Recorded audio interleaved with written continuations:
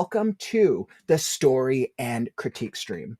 This is a monthly stream where I read stories from the community. I do a live reading and a live critique for your story. So if you want feedback, or if you want help with your story, or maybe you just want to hear it read aloud, submit now. Linked down in the YouTube description down below. Now, how do you submit? All you have to do is go sign up on the submission form. Super easy. It asks a bunch of questions like title, pen name. I got to know what your pen name is. And also helps me show me what state the current submission is. Some submissions are in the rough draft. Some submissions have been through a couple drafts. We accept all genres. I've read nearly every major genre on the stream. And we accept styles. We got a screenplay today. I've done poetry, novel, novella. Anything works. As long as it is fiction, we will do that on the stream. Now, how do I critique? So for those of you unfamiliar with the critique process, I try to make critiquing really easy.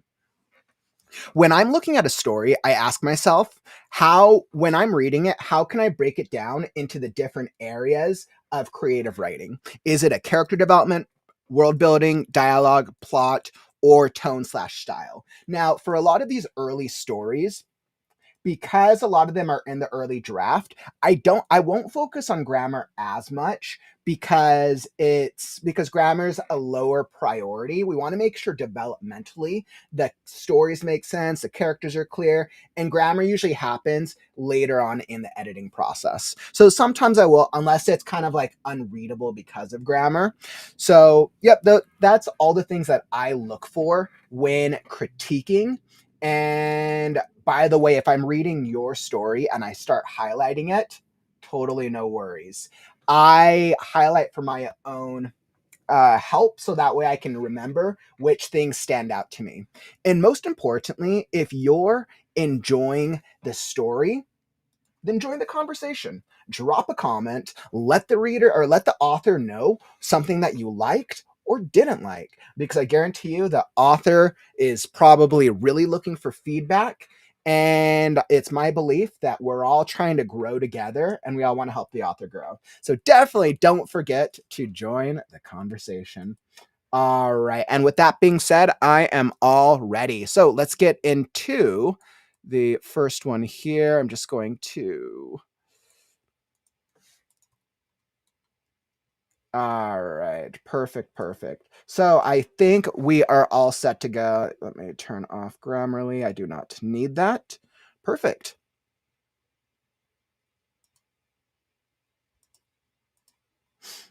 All right. Whew. Are you ready? I'm ready. Okay, so without further ado,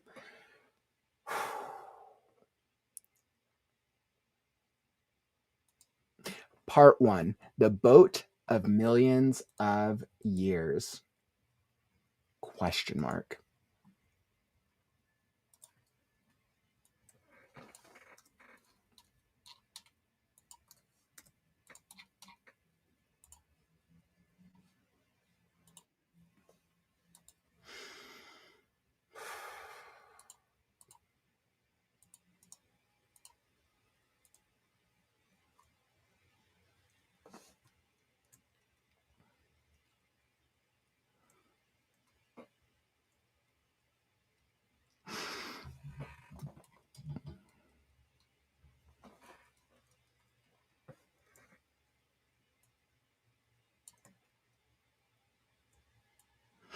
There was once a time when I thought of myself as a hero. Sadly, this is no longer possible. Part 1, The Boat of Millions of Years. Here we have Matthias. He works with me at the gas station. He's about as tall as I am, flirting with 6 feet, and he's got what looks like about 50 pounds, more muscle than I do. I guess somewhere around 225, maybe 230. He's got eyes like stainless steel, all glossed over and slate colored. They're set awfully close, which makes his head seem a vast desert-like expanse, not unlike certain parts of the Antarctic, where the flat, featureless snows stretched out far beyond the horizon. In a clump in the middle of his face, with his eyes as his pointed nose and his oft pursed lips. He's pushing 40, like me. And he must have about as much ambition as me, too, since we both still work in this dump.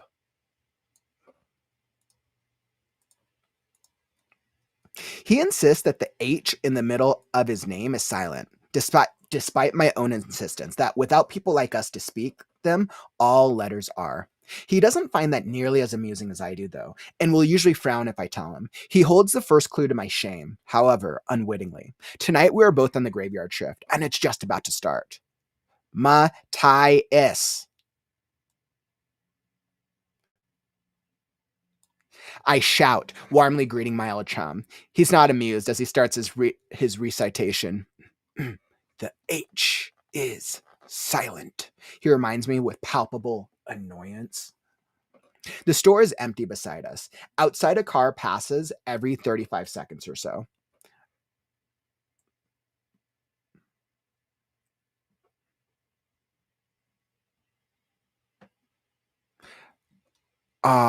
So I've been told. But remember, Matthias, so all letters, without someone like us to speak them.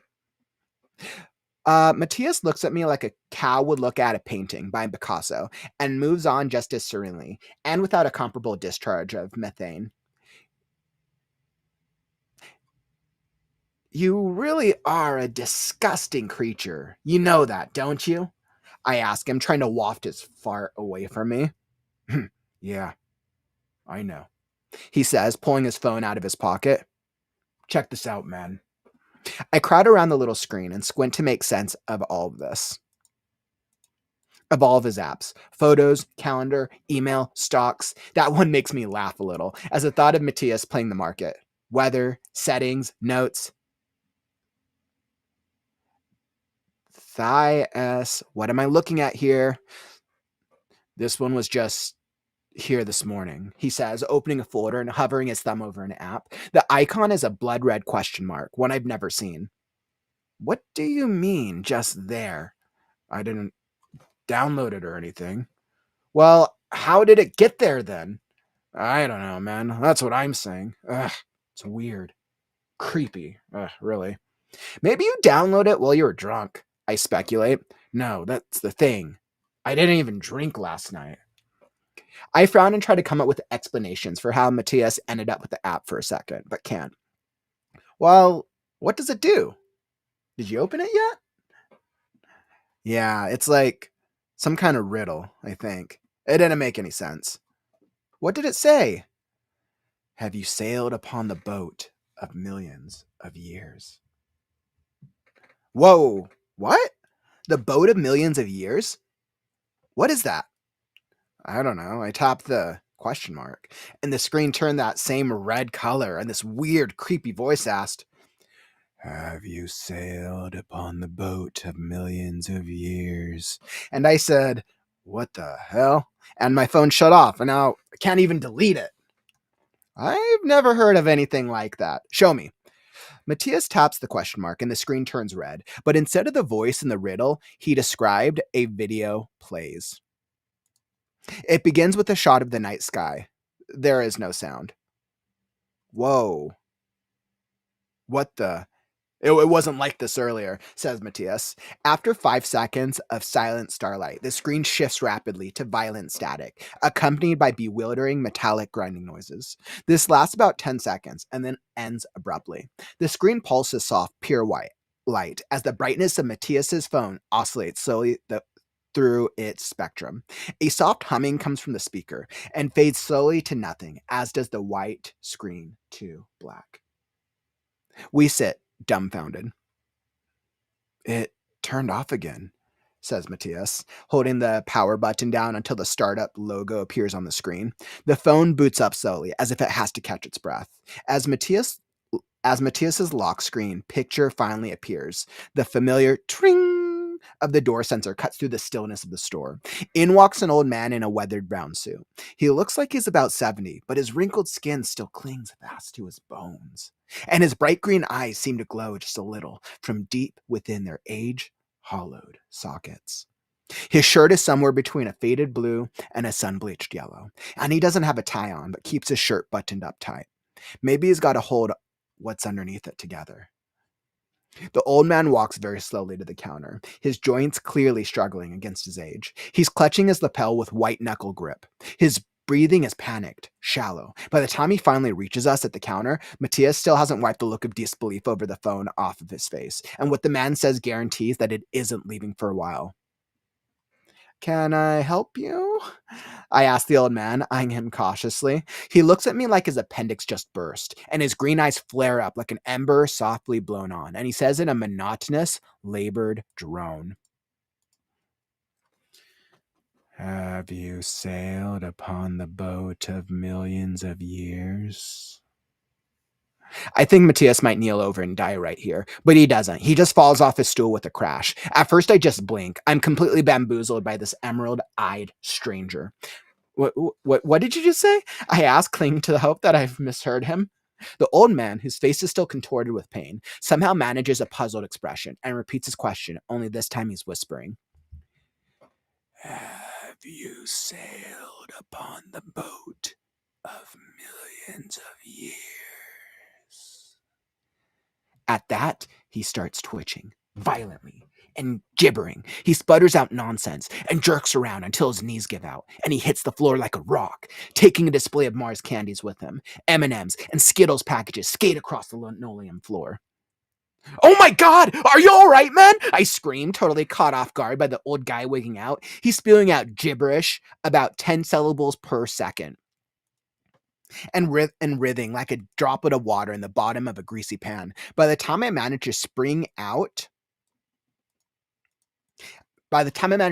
and vault over the counter, the seizure and the Pentecostal service are over. The old man is lying perfectly still. I can't even tell if he's still breathing. I lean in and press my ear to his chest, listening for his heartbeat. Silence. I lift my head and shove my fingers up under his chin, pawing desperately for a pulse. "Hey man, hang in there," I say, trying to stay calm. Impossible. The hairs on the back of my neck are all standing up, and sweat is stinging my eyes. Still, no pulse, no breathing. Just a wrinkled suit full of old man in the middle of the store. I look around and notice Matthias's conspicuous absence. "Matthias!" I scream, exasperated and panicky. "What the hell, buddy? A little help here would be nice."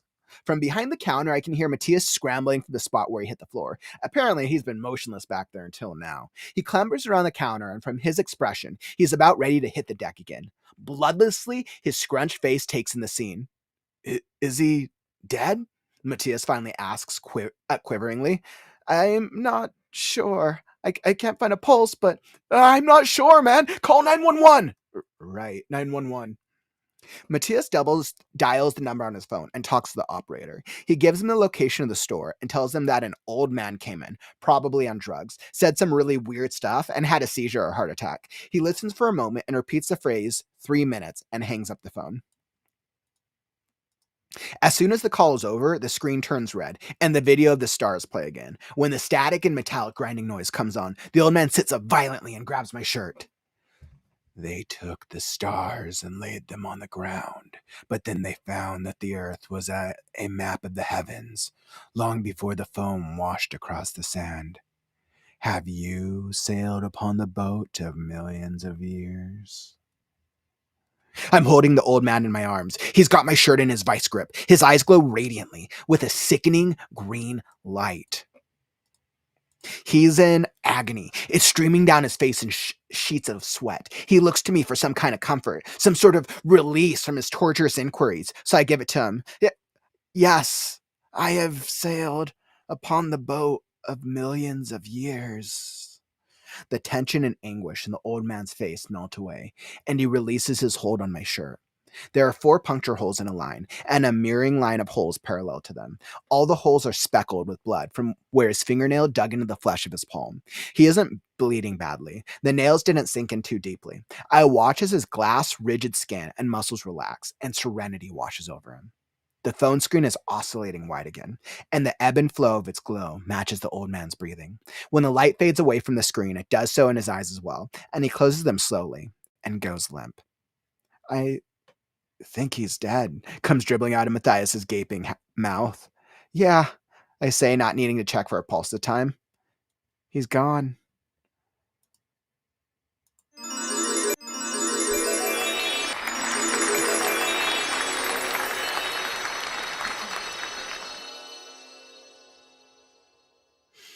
All right. Wow. Oh my goodness. Woo! What a story. Wow, Eli, you really took us on a trip with that one.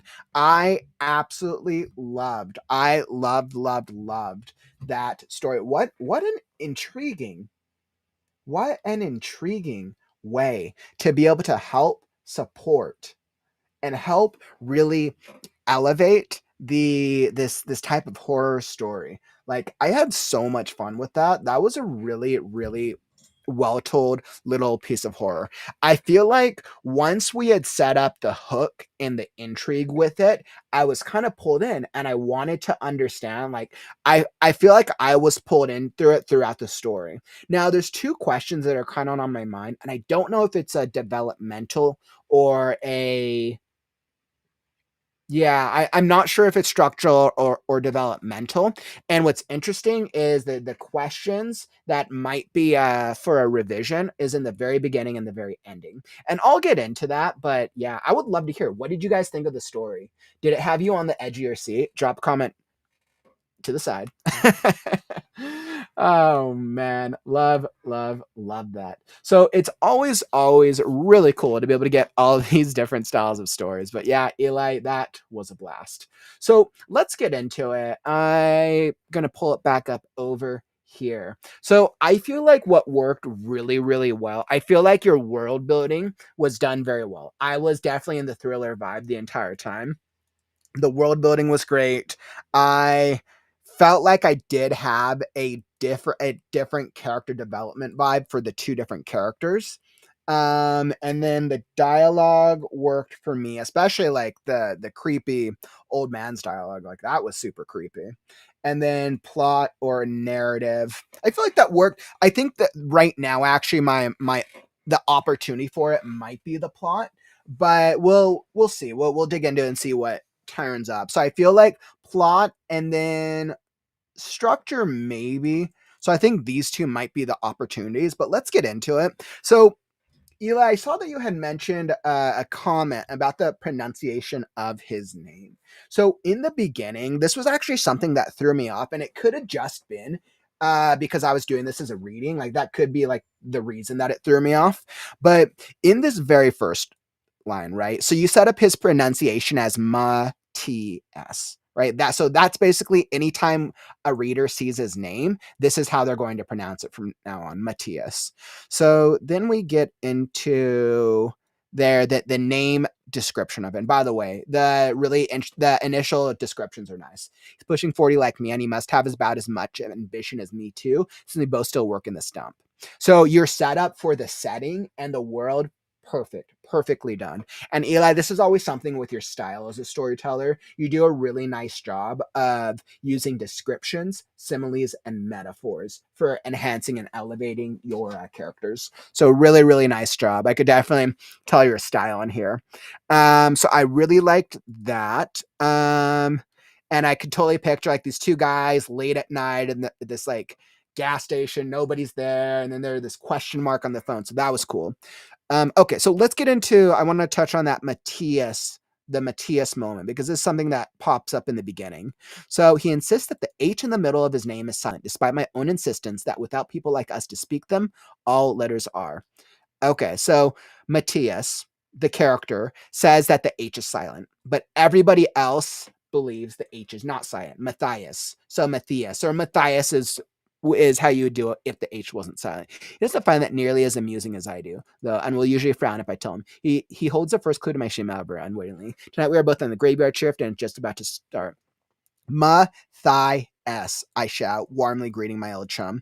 He's not amused as he starts his recitation. The H is silent. He reminds me of palpable annoyance.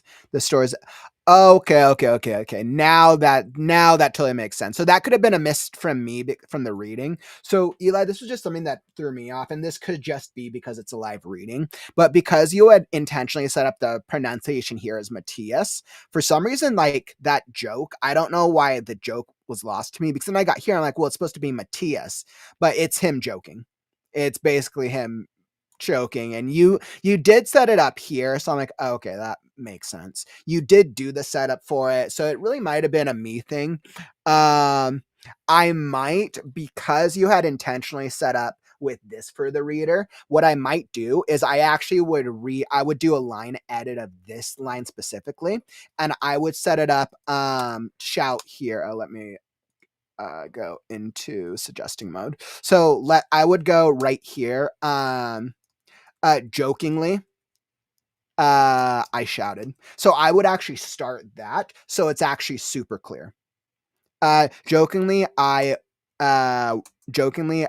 shouted. Blank, warmly greeting my old chum. So I would do something like that. So it's just a little clearer. Once again, this could have just been a me thing, but now I get the joke. Like, I get the joke. He's basically effing with them. Like, he's messing around with him. Like, you can tell. Like, even though he knows. So I think I do like it because it builds a little rapport for them.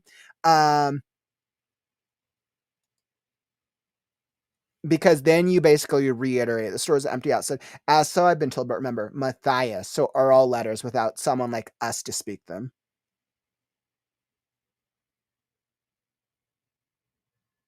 So and this is the thing. So when I look at this opening joke, I get why you're playing into the Matthias, but I think that if you're really wanting to build rapport with them, I would almost recommend a different way of building rapport.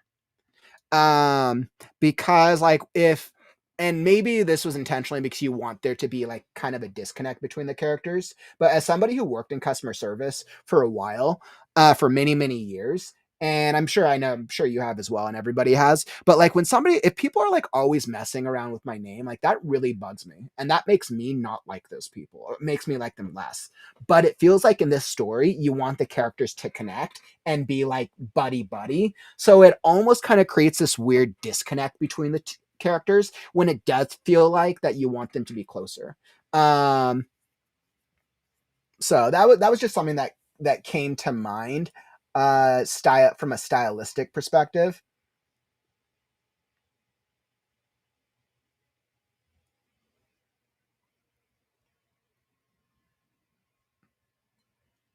Mm, yeah, so I think if he does really like him, now there is messing around, right? Like when you work with people, like there is that bullshitting, which I think is very powerful. What I would recommend, Eli, is do a different type of bullshitting. I wouldn't go the name route. I would go like messing around with him. I would just do a different style of joke. So that way Matthias, whatever the correct pronunciation is, I would just do that. So that way Matthias is also laughing on the joke at the end of it. Like maybe initially he's like, hey, and then our main character kind of like says like that back end of the joke, and then they're both laughing. Because I think you want to build rapport and not enmity. So that would be my recommendation. Only because like you do such a good setup of the setting and the characters. Uh, I think it could be better served to build rapport. Yeah, exactly. So like the opening didn't hook me as much. When I personally got hooked, Eli, was when we got to the phone moment. Matthias looked at me like a cow would add painting moves on, and with a comparable discharge of methane. Looks at me like so. Matthias looks at me like a cat. And you know what's interesting, Eli? If I looked at Matthias, I would pronounce it Matthias. So that's really that would. But you're like Matthias looked at me like a cow would look at a painting by Picasso, and moves on just as serenely, and with a comparable discharge of methane. And with a comparable discharge of methane. That for some reason you're like this description kind of threw me off. I'm like, wait, methane? What? Oh, he farted. I was like, you should, because these guys are like two guys that work at a gas station. Like, I'm not going to know whether their intelligence is super high, but I would just say that he farted. Like that's me personally, because this comment was lost on me. I'm like, you really are a disgusting creature. You know that, don't you? I was like, wait, why is he a disgusting creature? Oh, but it could have been from the live reading. But that was just something that came to mind. Because then that's basically how you're pulling rapport, or how you're building rapport with the characters, is the name thing and then the farting thing. And then it just makes me feel like that these guys don't really like each other. By the time I got to that thing, I didn't really feel like they like each other at all. So yeah, just some adjustments, and I think these are actually really easy fixes. But I think once we get past that initial setup, I love the thriller part of the story itself. So like once we got past there, I was actually really happy. I started getting intrigued once we went into this check this out. So once we got here, I'm like, okay, well, what's he checking out? And then creepy. And then we got here and I was like, okay, that's when I was hooked personally. So that's when I was definitely hooked. And then once we got here, I'm like, ooh, I love that. Have you sailed upon the boat? I'm like, that's kind of creepy. And for somebody who is a horror thriller buff, I love horror and thriller stories and media. I'm like, all right, yes, this is when like the creepy, this is like that initial, this is the inciting instant. So I loved it. Great work here. And I said, what the hell? Have you sold? And I said, what the hell? And my phone shut off. I don't know. I tapped and turn. Yep. And I said, what the hell? Yep, perfect. And I was just saying here, I loved how you did this. This does the setup of it. Now, I think a lot of the middle part of the story I was good with. I basically had here moments that I really liked. I thought this was actually really, really good with the creepy old man who comes in. And yep, all the actions here with him falling over, that was so clear for me. I felt like all the actions and the moments were great. Your descriptions, great. He's spewing out gibberish at about 10 syllables per second and writhing like a droplet of water in the bottom of a greasy pan. Perfect. Love that. Hey man, I say that's all good. Good.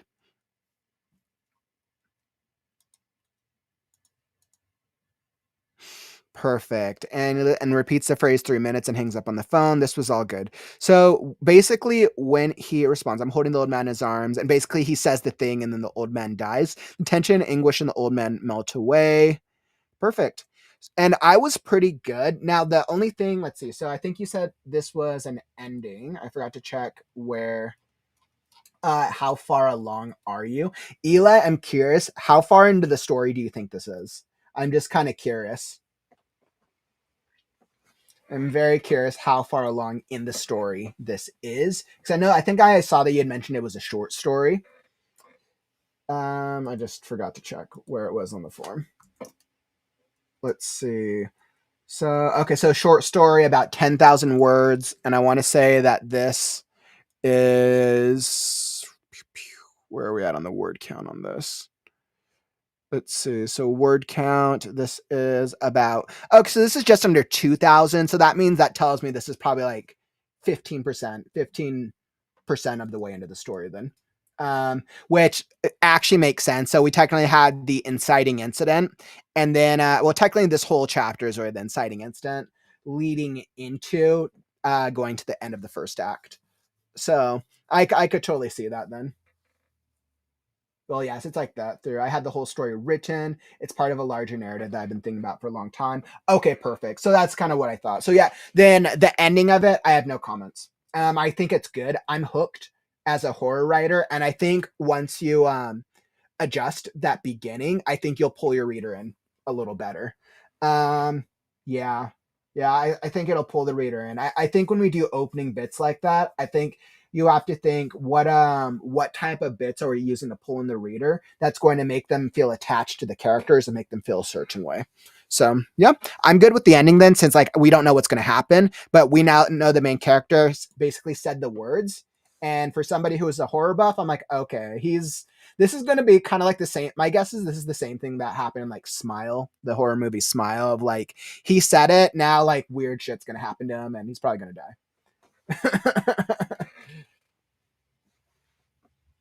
Exactly. So I actually agree with that. I think the fart joke can work, but I think it's just more. I think it just needs more of a line edit to make it a little clearer. Perfect. But yeah, Eli, thank you so much for submitting, my friend. Great first submission. I absolutely love that. So very, very cool, my friend. Yeah, what did, and let's see, let me go hop into the comments. I think we saw some really good comments throughout.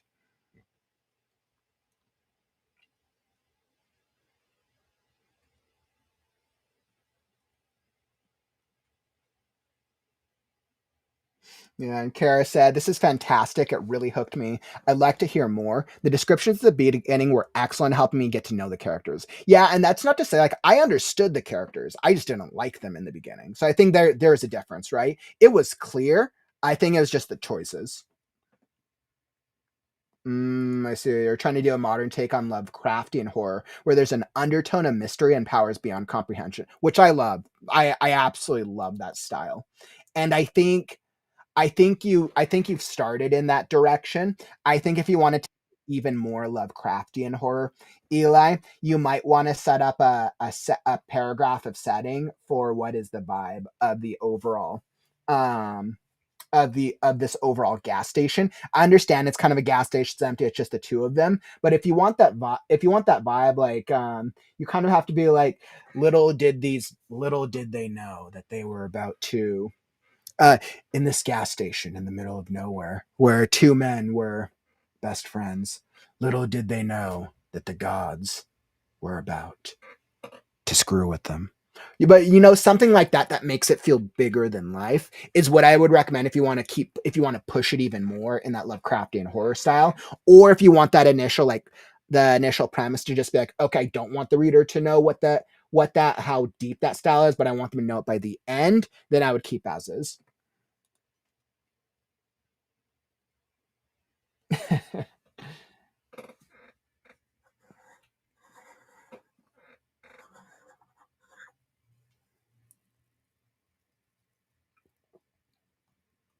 It's totally all good, my dude. Totally no worries. It happens. I was having fun reading it, so I enjoyed it regardless.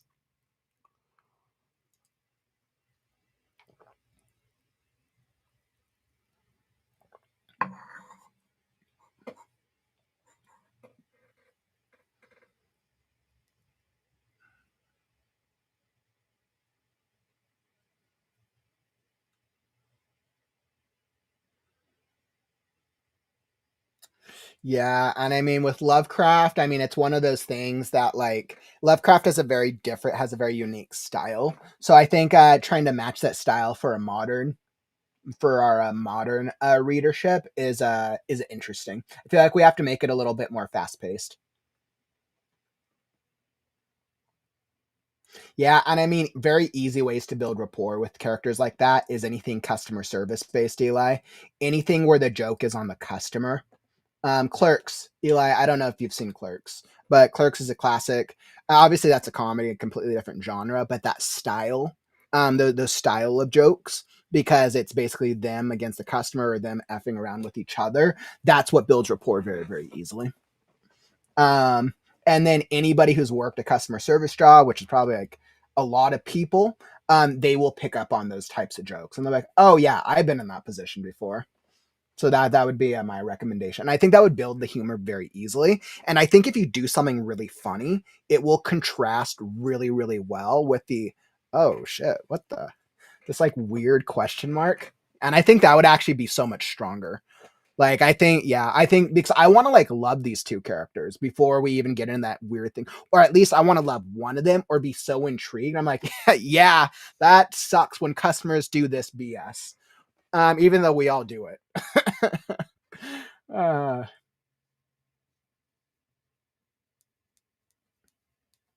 Yeah, so, and it's interesting because I know Courtney and Kara, you guys both brought up two really different points, right? For me, it would depend on my relationship with a person. I've had friendships where we deliberately wind each other up in that kind of friendship. I expect them to tease me by calling me Kara. So, and then Courtney was the exact opposite. So I think it really depends on personal preference. But from a reader perspective, because it's so subjective, I think you just choose something that's obviously funnier so that you don't have to worry about that objectivity part of it.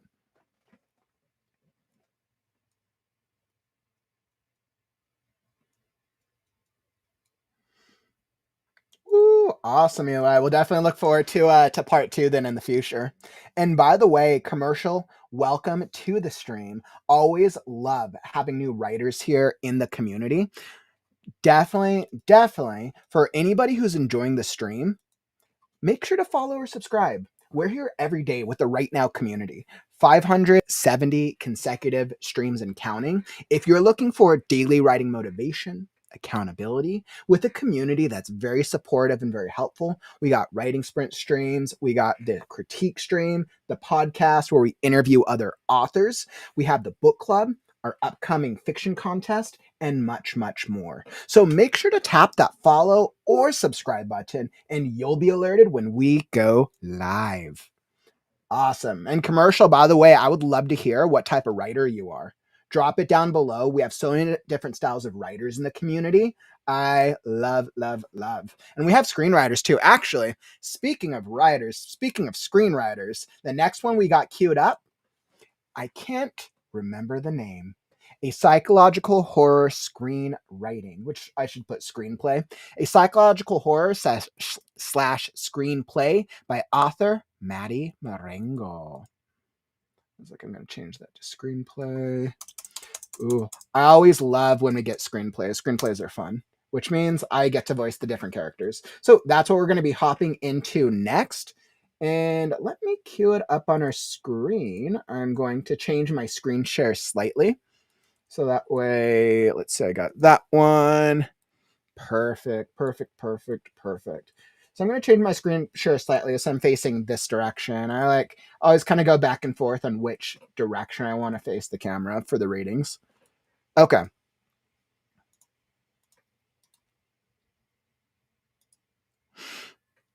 All right. So I am already on my end. And let's go here.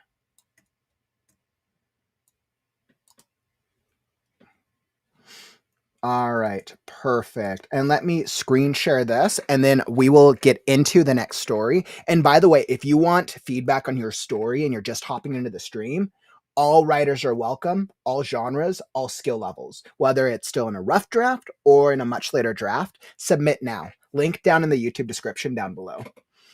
Excellent. And I just need to screen share and we shall be all set. Perfect. Okay. Let me drink some agua and we will get started.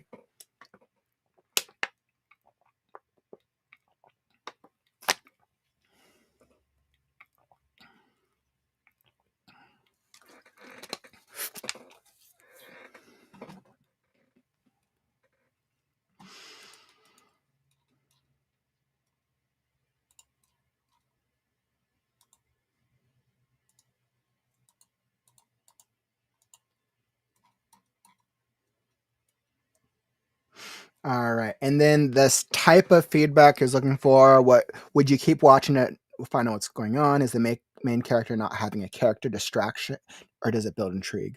Okay. So Maddie's main question that he's asking our help with for this next story, he wants to know, are we intrigued by the script? And do we understand what's happening with the main character? So, because this is a screenplay, I'm going to treat it like a screenplay. I will read the actions and then I will do the different characters. I'm not going to name the characters every single time because it's basically how table reads would go with screenplays. So, if you want to see which character I'm reading, just make sure you're paying attention. You're watching the screen.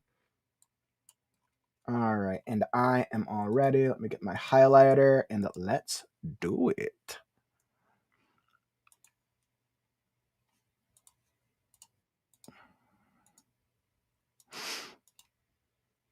I can't remember the name. Psychological Horror Screenplay by author Matty Marengo.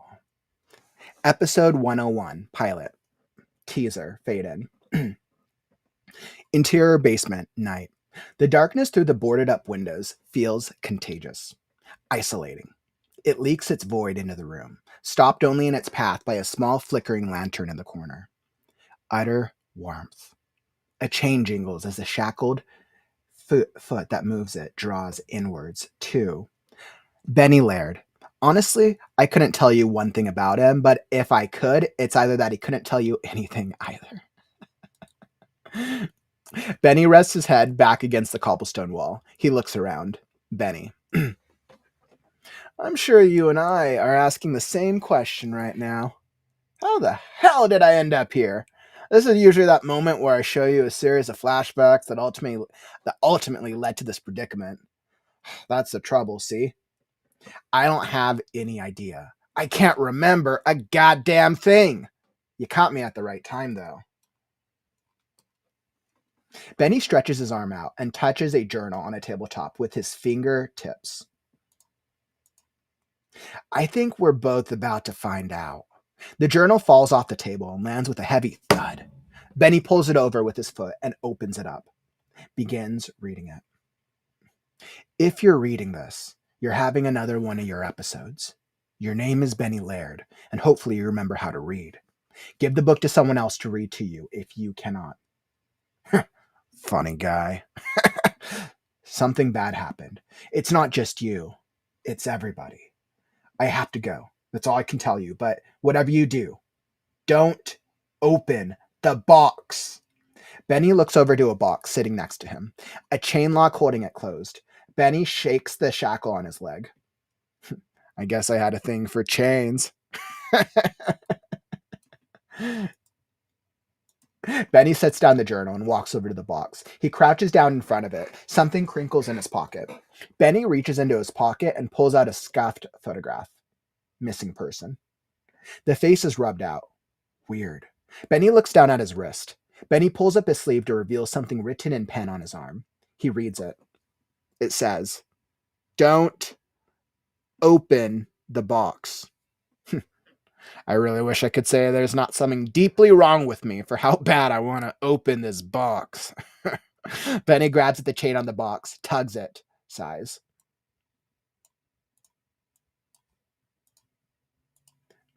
One chain at a time, big guy.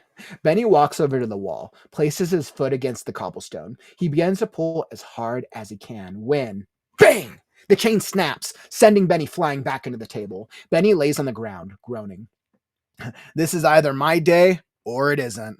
Benny sits upright and looks around the basement. He walks over to the chest when he looks up to see a small child covered in dirt peeking out at him from around the corner. Stuart, 9, a timid and untrusting young man. Benny stares at him. Hey. The house settles as footsteps approach over top of them. They both look up and stare at the ceiling. Stuart! Where are you? Benny looks at Stuart. Stuart has a great fear in his wide eyes. Stuart looks at Benny, holds his index finger over top of his lips.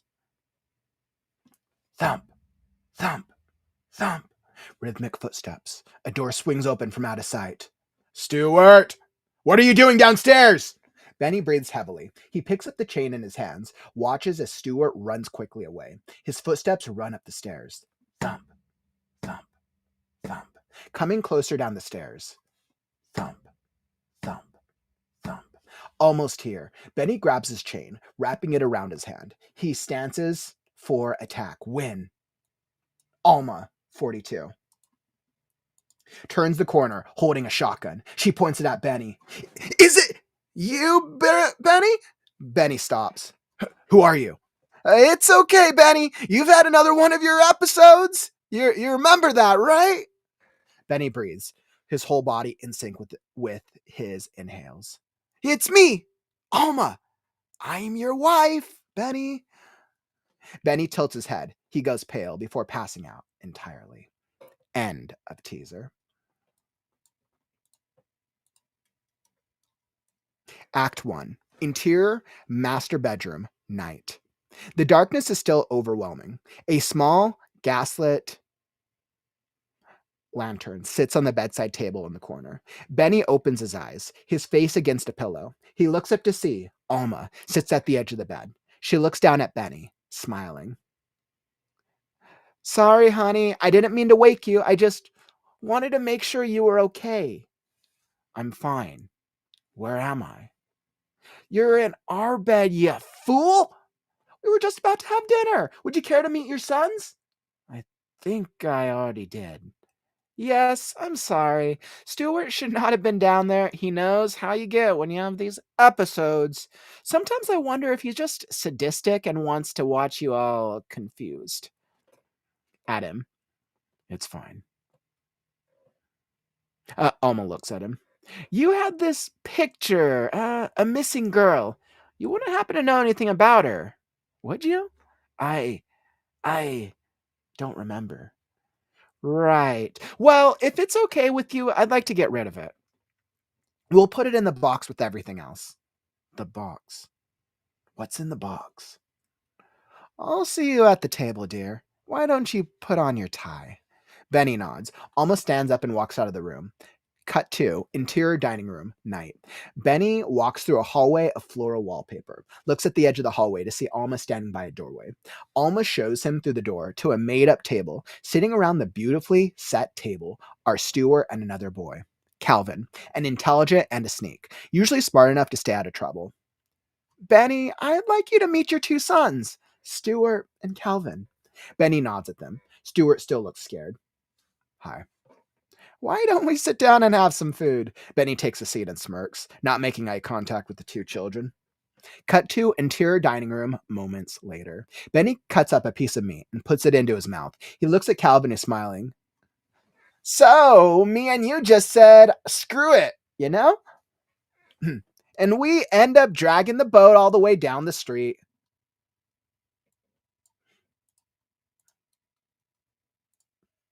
Me and you were able to do that?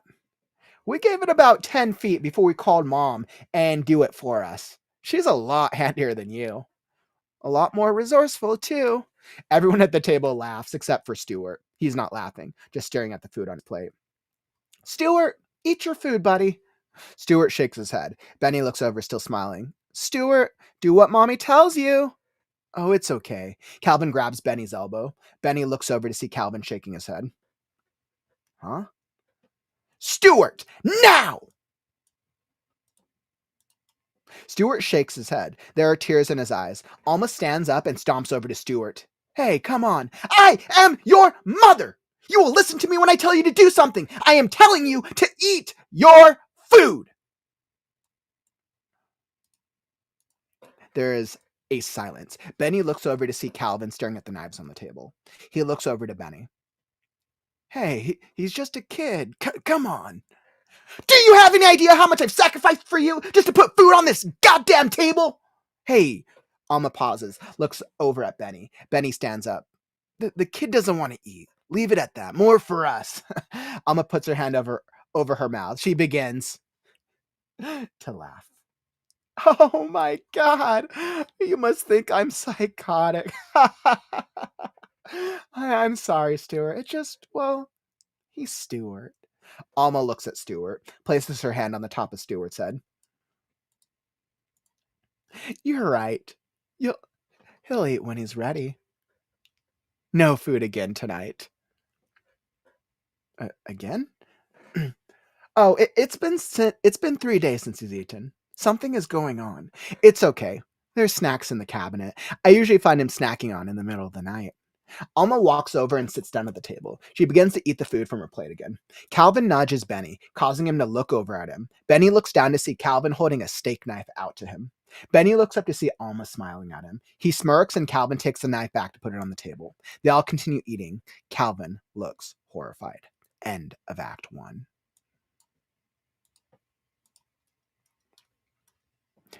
End of reading.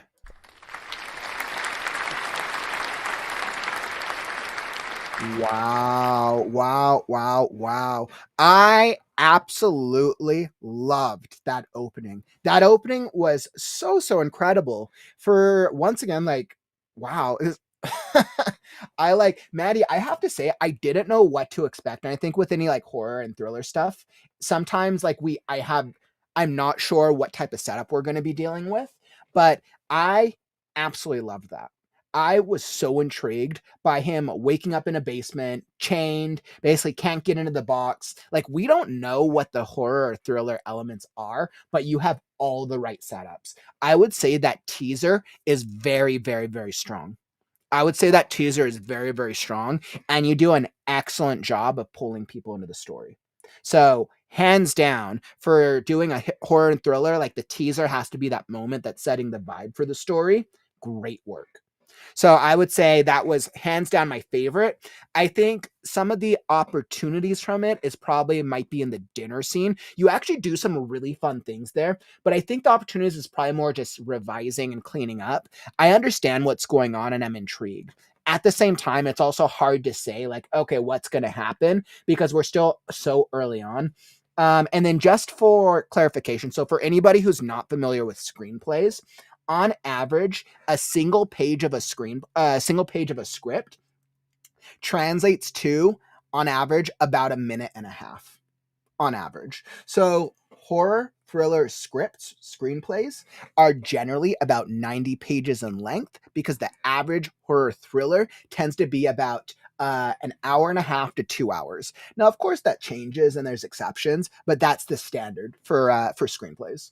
So this is, let's see, how many pages was this? So this is about 13 pages. So we'll just say about 12 pages without the double spacing. So there's probably about 12 pages. Actually, I know you had screenplay numbers here. 8. I know it translated a little different or transitioned a little differently when I put it into Google Docs. So it looks like this is about 9 script pages, which means that this is probably about 12 to 15 minutes. So the end of this section is about 15 minutes.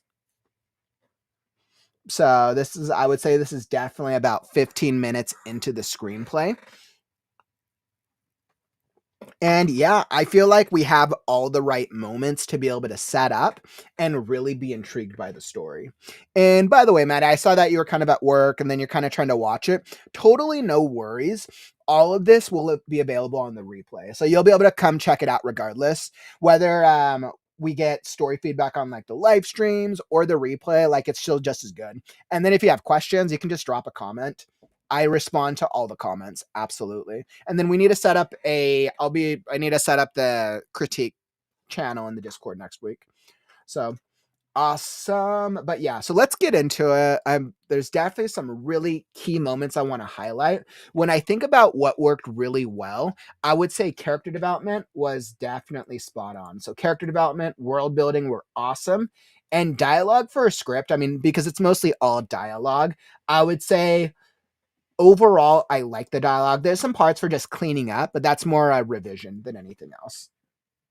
The plot, it's hard for me to speak to the plot since we don't know what's going on yet. But from the plot that we have so far, it does work for me. I'm very intrigued. So I don't think there's anything that I felt lost about. And then I know that your ask for us, the thing that you want to know, would you keep watching to find out what's going on? Yep, absolutely would keep on watching. Is the main character not having a character distracting or does it build intrigue? Yes, I would say the main character is going on. The main character is absolutely intriguing, but I have no clue what's going on. I have absolutely no clue what's going on, but for the right reasons, not because I'm confused, because I just don't know what type of story we're telling yet. But I am very intrigued. So I think you've posed the right questions, and I think the dinner scene could be cleaned up just a little bit. And so let's get into it. Let's see. Benny Laird, honestly, I couldn't tell you one thing about him, but if I could, it's that he couldn't tell you anything either. So this is interesting. So I kind of go back and forth on this because I read this and this made me laugh. This is absolutely hilarious, by the way. But when we're writing in screenplays, this is a little non-traditional. It might work. And like I kind of go back and forth because this is you're basically going into like you're talking to the audience or like you're talking to the reader. You generally want to keep action like a third person, like you're describing it. You generally don't want to do that. You generally don't want to break the fourth wall like this. The reason being is if this script gets optioned and given to a casting director, or they get given to the producer is going to send it to the casting department to cast the actors. What the casting department is going to do, they're going to look for every single capital name in it and be like, okay, Benny Laird, what is his description? Honestly, I couldn't tell you one thing about him either. If I could, I couldn't tell you anything either. Okay, so there, and that it could go either way. I'm asking myself if that seems like something I could cast. That could work. I think what we might need is we might just need an age, possibly. I think you should still have an age and a physical description. But I get why, because you don't know, you don't want the reader to, or you don't want the viewer to kind of know what he looks like. But I mean, when you're seeing on camera, what we're going to see what he looks like. So like, we still need a physical description regardless, but we don't necessarily need to know anything about him, because you're basically trying to get like, okay, that we know nothing about Benny. Yeah, I mean, let's see. Yeah, I mean, Maddie, I wouldn't say it's like frustrating because this made me laugh. This is more just from structuring a screenplay. But this did make me laugh a lot. So that's why I kind of went back and forth. Like, stylistically, it was funny. But I think cleaning up the character description, especially if you ended up optioning and selling this to a producer to make, this would be one of the recommendations. And let's see, I don't have any, that's the trouble. See, I don't have any idea. I can't remember a goddamn thing. I don't think you need this part. I think that could be, let me revise. So I'm not, let me change to revision. So I would cut this part right here. That's just me being a line editor. I think this is stronger, but this opening moment is great. Perfect. This is all voiceover. Great work. Great work. All the voiceover stuff was perfect. Great setup for a script. I was so intrigued. No problems. Great stuff. I guess I had a thing for chains. What a great job of setting up character personality. What a great job at setting up the character's personality. This worked very well. So I think this was a really excellent choice for giving us an idea of who Benny is. Yep, this is great. Yep, there's a box that you tell yourself not to open. So of course you want to open it. Great work. Great work. Awesome. Only thing for caps, don't capitalize screams. Do not capitalize screams. I get why you're doing it, but what you want to do is you would go Stewart. Actually, I'll change out our vision just so you can see this. So what you want to do, this is Stewart. Where are you? Instead, you want to use parentheticals of shouts. The reason being is from a screenplay structuring or a yells or whatever. There's a couple of different words you could use, but from a screenplay structuring perspective, capitalization should only be used for the introduction of character names and other random structuring. If a casting director or if a producer is looking through this, it may be confusing. If they put yells, that's what the parenthetical is for. They know that this is going to be yelling, because then it's for the cast, it's for the producer, or this is then for the actor to yell, right? So then that's clear. If something does have to be yelled or screamed at, parentheticals. For sound effects, I don't think sound effects are capitals. I think sound effects are italicized. I'm almost positive sound effects are italicized, but it's been a while. I would just double check that one. I'm almost positive sound effects are italicized, not capital. But I mean, you could use like exclamation marks like that to really prove the point. Like, I think this would be a way to do it. Yeah. Rhythmic footsteps. Yep. And then the yelling and the formatting, that would be the same for all the rest of it. Almost here. Benny grabs his chain. Yep. He stances for attack. He stances for attack. Yeah, I mean, I guess it works. This is all good. It's me. And then this is a good end of the teaser. You don't know what to expect, and it's his wife. Funny teaser. What's going on? So this is why it works so well, because you don't know what to expect. And then you find out his wife's chained him up. You're like, oh, wait, what's wrong with Benny? So perfect. Great teaser. Act 1. And then it's interesting. So we go from this teaser where he's basically chained himself up in a basement, telling himself not to open up the box. And he's talking to one of the kids. Which one? I think it's, who's the kid that he's talking to down there? That's right. Okay, so Stewart's there. Okay. And what I love about this is that you've set up the pretext of Stewart. Stewart is this little kid who's basically like quiet, don't talk. Stuart, 9, a timid and untrusting young man. The only thing I would say, Maddie, for your character descriptions is give him a physical description. If you want, it's not necessary. It's not always necessary, but it makes it easier to cast. Steward, 9, a blonde haired youth with glasses too large for him, timid and untrusting. Because you don't need young man, because 9 is I would go, if because I don't know what the vibe is. A blonde or a brown haired kid, glasses too large, timid and untrusting. You want to think about character descriptions in screenplays are straightforward. You don't like they are straightforward because they are not really, they're less for the reader. And of course, like you want it to be a good reading experience, but they're really more for which actor is going to be cast to play this role.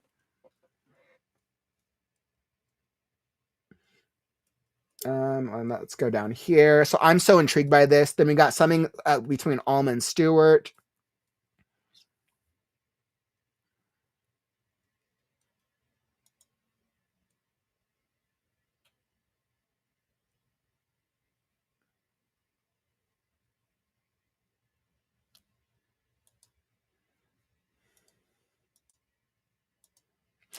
Here with this opening, I would just add another clarification that he's on his bed. Benny opens his eyes, his face against a pillow. He is lying on a bed. I would just do that because that took me a moment. I'm like, wait, I thought he was in a basement, but you did say master bedroom, so that would be obvious.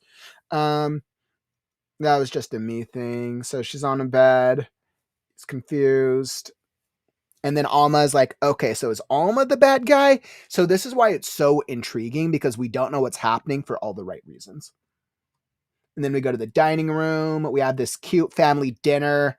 And we're like, all right, well, is Alma the cannibal serial killer? Or is she like the loving wife? Or what's going on? It's like, this is so intriguing. Oh, man. By the way, Drowning Devil, welcome to the stream. We're just in the middle of this critique right now. Always love seeing new writers in here. Would love to hear what type of writer you are. So as I'm looking through this dinner scene, so me and you just said, screw it, you know?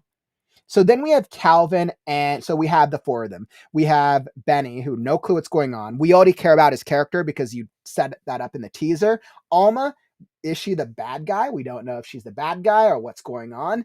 And then we have, what was the other kid's name? I'm like blinking. Stewart. So we have Alma, Benny, Stewart, and Calvin. Stewart is the one who's really like, I totally picture him as like the really like smart one who's super quiet and doesn't and really afraid of everything. The only thing that we okay, so no, you did get the description. Alma shows him through the door. Calvin, 14, an intelligent and a sneak, usually smart enough to stay out of trouble. Okay, so Calvin is, I didn't get a real sense of who Calvin. I mean, Calvin kind of seems a little bit more like outspoken. I didn't get as much of a sense of who Calvin was, but I wanted to. So I would say maybe tweaking Calvin's dialogue to make him a little bit more forthcoming, maybe, or just adjusting his description. That would be my recommendation. Let's see, Benny, I'd like to meet your two sons, Stuart and Calvin. Yep.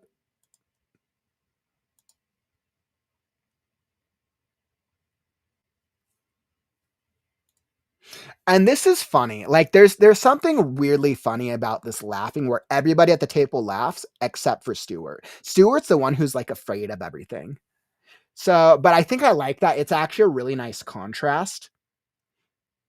And you could just tell Stuart is so afraid.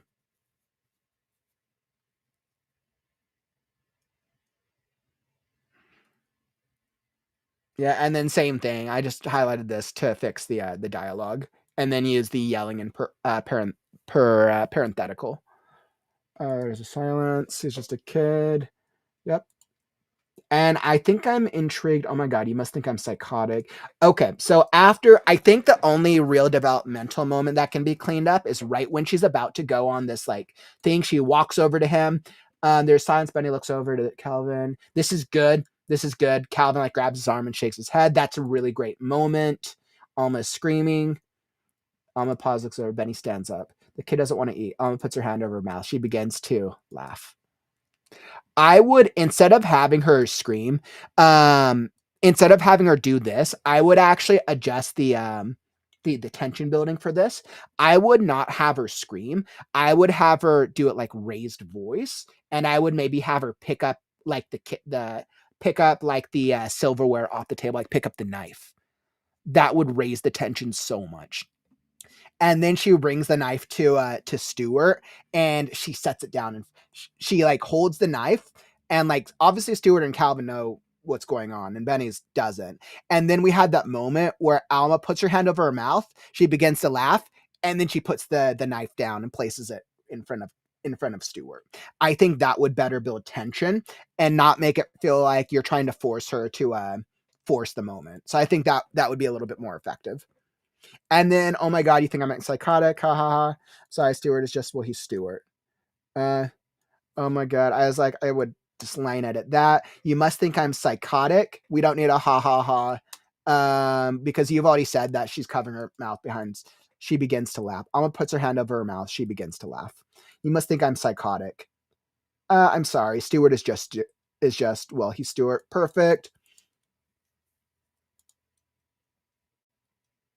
Yep. And then the rest of this is good. Yep, then that's all that I got for you, Matty. Really, really great work. I am so intrigued. So intrigued. I definitely want to read the next part of the script, but I would say like I can definitely tell your experience with working on screenplays. Like I said, there's just some like some formatting things that are actually very easy to fix. But overall, this excerpt is in a really good place. This is a really great excerpt. So thanks so much for submitting, my friend. Thank you so much. And then, of course, if you have any questions about anything, you can always drop comments or message me in Discord. Awesome. So that was a nice little opening. I love that. That was fun. I always have so much fun reading different excerpts. So that was definitely a lot of fun. And let me just hop into the comments and see what all of you thought. Did you guys like that story? Did you not? Let's see what everyone was thinking.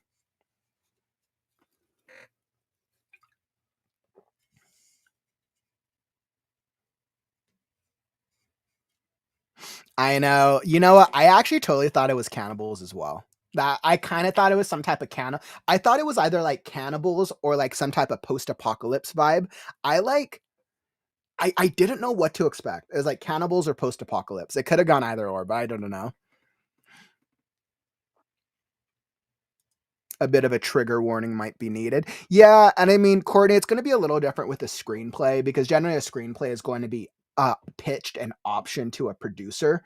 A producer is already going to know what genre of a script you're pitching them. So it's like where with a book, right? We're trying to build a readership. Scripts generally, where you don't want to build a readership with a script. You want to option and sell the script so somebody can make the movie for you, unless you have the finances yourself to self-produce and put it together. So, but yeah, I mean, you could totally, just to be safe. I don't know what standards are for certain types of horror. So that, Maddie, that might just be something to look up. I'm not sure what the standard is for that. Yeah, I also think Alma might be okay, no, Alma is not the real monster. Right now, Maddie wants us to think that Alma is the real monster, but from Alma is probably the fake monster. There's probably a larger foe, unless the story is one of those like family dynamics where it's about the tension between the family and there's something really bad outside. So it's still too early to say. We need like another excerpt, probably, because like I said, we're only about 10 to 15 minutes into the story. We probably need about another 10 to 15 minutes to really understand. And then I would probably be able to have a better guess. But great. I'm intrigued. I want to know what's going on. Completely agreed. Excellent dark humor in this piece. Absolutely. Mm. Let's see. And Mast was saying that they were confused about what was going on. So I'd be really intrigued, Mast, unless you like post it later. on if there what about it was confusing. That's what I would say.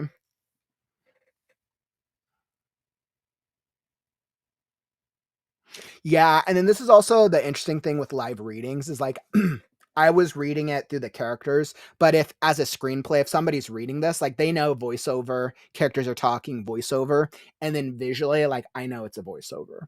So like as a reading, you kind of have to like be watching the screen as I was going through it to really get the best the best viewing experience with screenplays.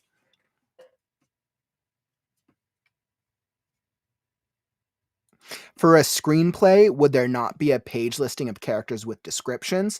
Not necessarily. I mean, you don't usually have cast of characters with screenplays.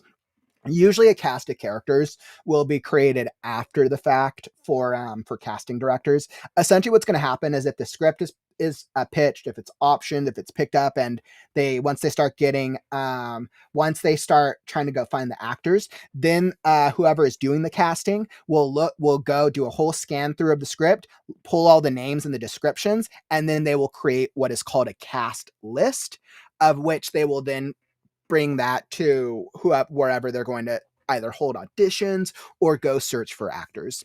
So cast of characters aren't really like a thing when you're pitching the script itself. You could I there's probably a world where you totally could. Like if you're going to do like a story bible, screenplays are very notorious for having story bibles. Like you could include that in a story bible. That'd be my recommendation.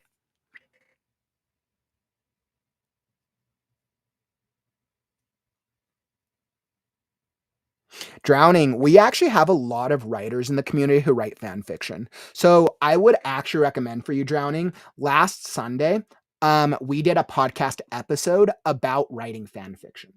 I would recommend go check it out on the Right Now YouTube channel under the Create Right Now podcast. It was our last podcast episode. So you should check it out. It was so valuable for fan fiction.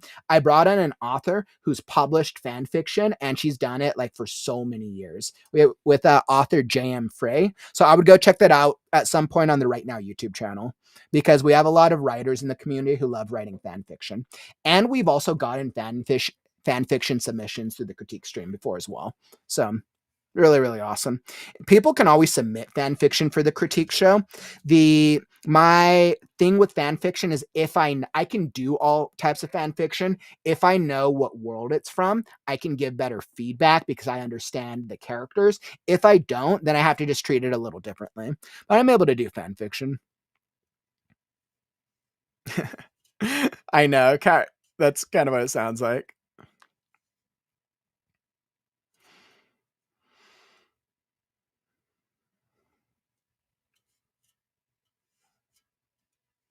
Yeah, I'm pretty sure this is an hour-long screenplay, right? I don't think it's a television. I don't think it's a TV. I'm pretty sure it's a screenplay. But maybe I was like, I don't. Let me think. Yeah, it's screenwriting, so I'm pretty sure it's a movie. I don't think it's a TV show. I don't think script for film or television. Writing the first draft. I guess I should actually clarify that somewhere. All right. So yeah. So this is definitely a script. It's definitely a screenplay, and I'm pretty sure it's an hour long, but maybe it's the first episode of a TV show. I don't know. Because technically there's a teaser, and usually teasers happen more with television. So this could be a TV series. I had actually assumed it was a movie.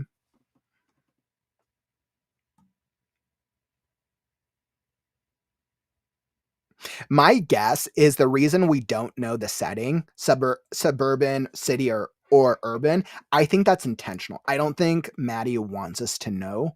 I'm thinking it seems like a marsh, but it turns out to be urban. Yeah, it's like I think that the Matty probably didn't want us to know.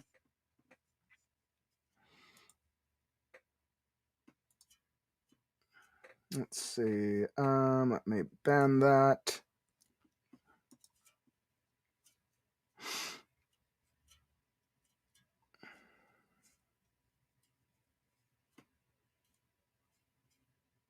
Okay, so this is a pilot script. Okay, so this is a pilot script. I totally had assumed it was like a full-on a feature-length movie. But then as a pilot script, I mean it's still a great setup for a pilot script, regardless. It's definitely still a great setup. That means we're a little further along. That means the twist is going to probably come a little sooner. And we should actually have a better idea of what type of world probably in the next excerpt then. Yeah, and I mean, I think tonally, the dining room scene is very different than the opening scene. Um, I think it still does work, and I think there's supposed to be very different dynamics, which suggests that something's wrong with Benny. Yeah, it just suggests something's wrong with Benny or something's wrong with the world. I think I have to read a little bit more to see that if the connection makes sense. Oh, I said pilot at the top, didn't it? I can't remember. Episode 101. I said it right at the top. That's your Mast. You're right. It literally says episode 101 pilot at the top, like right over my head, apparently. Awesome. So let's get into. So we're going to get into the next story. Let me see what I have queued up next. Perfect. So we are. Let's see. Make sure that I have this.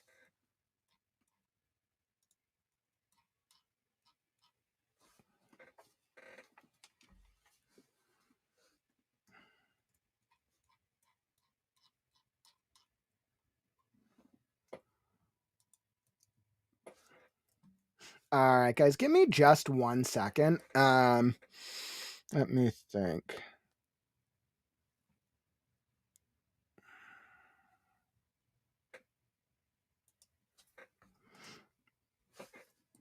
All right, guys, 1 moment, and then we're gonna get into the next thing.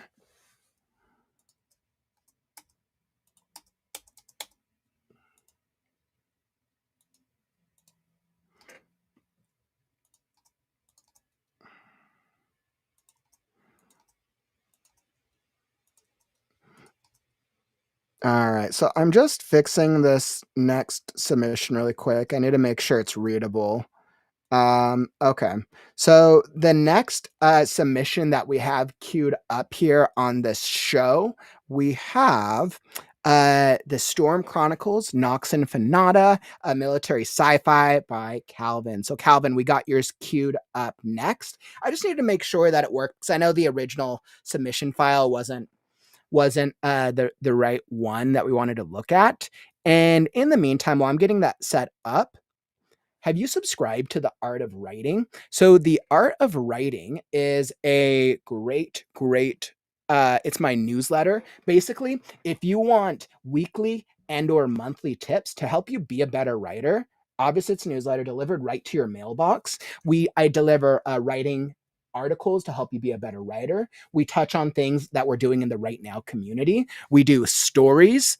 I'm in the process of getting set up so we can start introducing more community member stories as well. And I'll throw this up on the screen just so you guys can see one of the newsletter articles. I just pulled this up in my browser. Let's see. I was like, I wish I could get the better. Like, okay, it doesn't give me the full screen view, but I was like, yeah, I totally could have. So this is just my from my viewer and my browser in the program. But essentially, the Art of Writing. It's a weekly, monthly newsletter. As you can see here, one of the issues. This is an article on style. This gives you an exercise on how to improve your writing style itself. We have a piece of flash fiction. And then we got an advertisement for the podcast and some writing service stuff. So if you want to sign up for the Art of Writing newsletter, very, very helpful. This will help you be a better writer. And it's linked down in the YouTube description. I'll also drop it down in the chat for anybody who wants to sign up and isn't already subscribed. Let me go drop it in the chat for all y'all. There we go. I was like, maybe perfect. There we go. So I just dropped it for everybody. So go ahead, sign up for the Art of Writing. If you want to know what's going on in the community, this is a great way. Also, in addition to the newsletter, you'll actually get access to our weekly live stream schedule. So like if you want to know what we're doing on the live streams, like I said, we've been streaming for, what was that? For 366, 470. What am I at? 570, 470. I'm like 366. Okay, so I think we're almost at 500. I think I'm almost at 500. I like lose track of what number I'm on. So we're almost at 500 consecutive streams. If you want to know what streams are coming up, if you want to know the times, just by signing up to the newsletter, you'll get access to our stream schedule on Sundays. The rest of the stream schedule usually gets posted to socials Monday or Tuesday. You just get access earlier. You'll also get alerted to things like the Faded Fantasy Fiction Contest, which is our next competition. Submissions go live on Monday. So the submission form goes live on Monday. So we got a lot going on with the community. So make sure you're signed up. And yeah, that's the Art of Writing newsletter. All right, so let's do that. And then let me finish making sure that I have the rest of this, let's see, formatted correctly.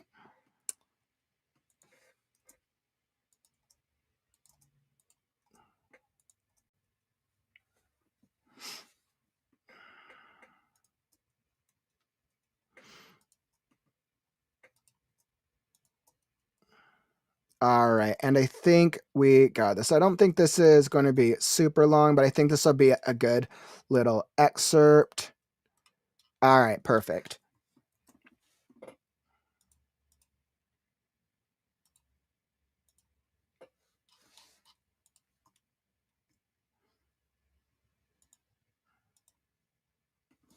All right, excellent. So I have this all formatted on my end. And we are all ready. So we're going to be hopping into this next one, into Nox Infanata.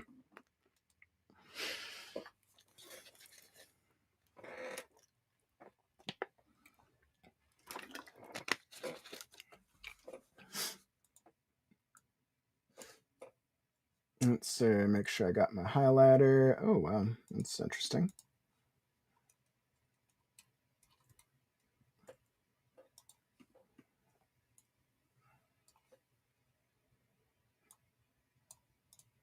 All right, and make sure we can all see what we got going on here. All right, and I think I'm all ready. Want to make sure you guys can see it. And we can probably blow up this text just a little bit. There we go. Much better. All right, perfect. So I'm all set. So for those of you guys who do not know, if you guys haven't read previous sections of Calvin's story, I'll pull up the little blurb. So this is book 2 of the Storm Chronicles books. I was trying to see if I could find, what did we get here? So it's military science fiction, and Calvin's basically looking for flow and pacing. Now, I don't know which section of the story we're on, but I do know that this is the second book. So we're going to see what we get from here, and yeah, we'll see what we see. And let's do it. So getting into this, I am all ready.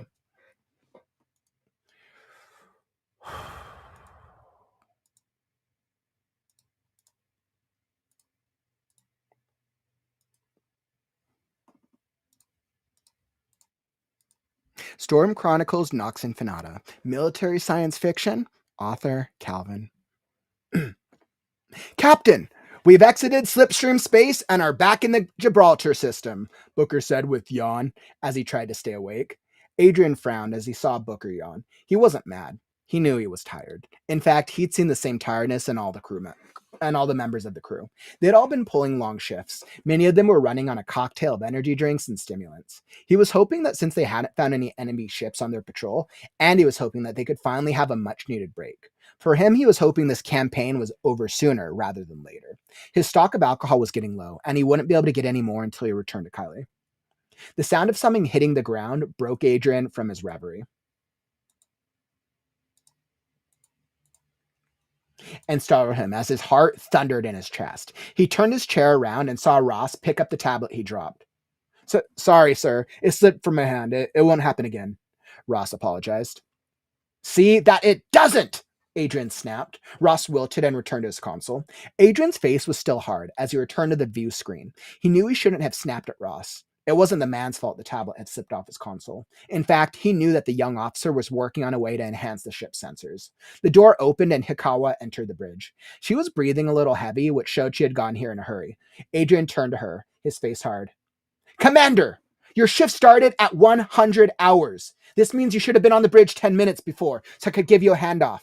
Why were you not here on time? I'm sorry, Captain, but the chief engineer passed by me and had informed me that the new engines are still not operating to his standards. He's requesting that we return to Kylie. Enough! Adrian said as he held up his hand, silencing her.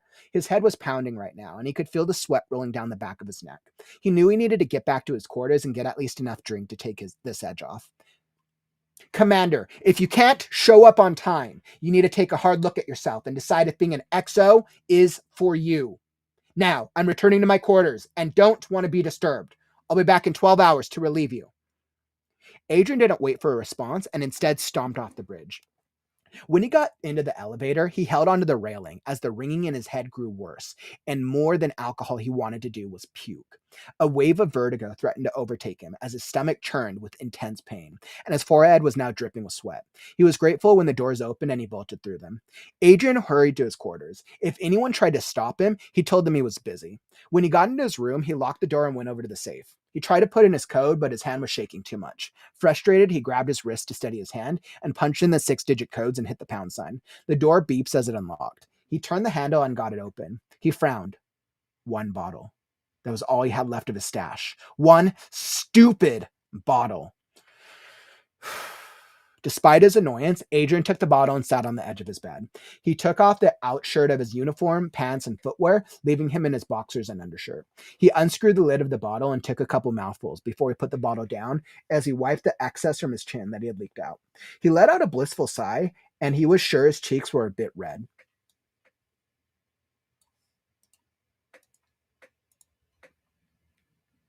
But as the high from the alcohol began to wear off, the memories of what had happened on the bridge slammed into him. His snapping at Ross over drilling the tablet and the way he chewed out Hikawa. He covered his face with his hands. He knew that this was getting out of hand. And with his shortage of available drink, he was doing what he could to stretch what he had. He thought about seeing if there was anyone on the station who had any to trade, but he knew it was risky. If word got out, his career would be over, and he would be out of the Navy. He knew he needed to get back to Kylie, or any port of call for that matter. Going over to the con system, he contacted the bridge. Lieutenant Evelyn, patch me through to Supreme Commander Horatio. Aye, sir. Adrian sat at his desk and patiently drummed his fingers until Evelyn piped in. Sir, I've got the Supreme Commander on the horn. Thank you, Lieutenant. Good morning, Captain Adrian. I'm glad to see you made it back okay. I haven't gotten your report yet. Did everything go well? Everything went fine, sir. There were no encounters with the skinnies, but there were other problems during the patrol. To put it bluntly, Supreme Commander, my people are tired. We've seen nonstop combat since the Regelis campaign. Mistakes are being made, and I'm even feeling the strain. I'm making a formal request to have my ship pulled from the front. There was silence, and Adrian didn't need to see Horatio's face to know the man was searching for the right words. I'm sorry, Adrian, but I'm going to have to deny your request. I know you're tired, but everyone in the fleet is tired. The fleet is not yet back to full strength with the loss of so many sabers, and Vice Admiral Hoffman has taken the reserve fleet to hunt down the skinnies in the outer sectors. To be blunt, we can't spare any ships from the frontier in Gibraltar, not until the reserve fleet has returned, and even then there's always a chance that once they're back, we'll be on another mission.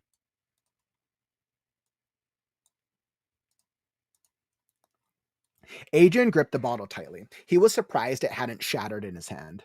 Horatio, please, we need a break. Just give us leave to go back to Kylie. Just a few days, and we'll be right as rain. Adrian knew he was sounding desperate, and with one bottle, well, half a bottle now, of booze left, he was desperate to get back to a supplier in Kylie. Look, Adrian, I know it's difficult, but let's face facts. We don't have a significant numerical advantage over the skinnies.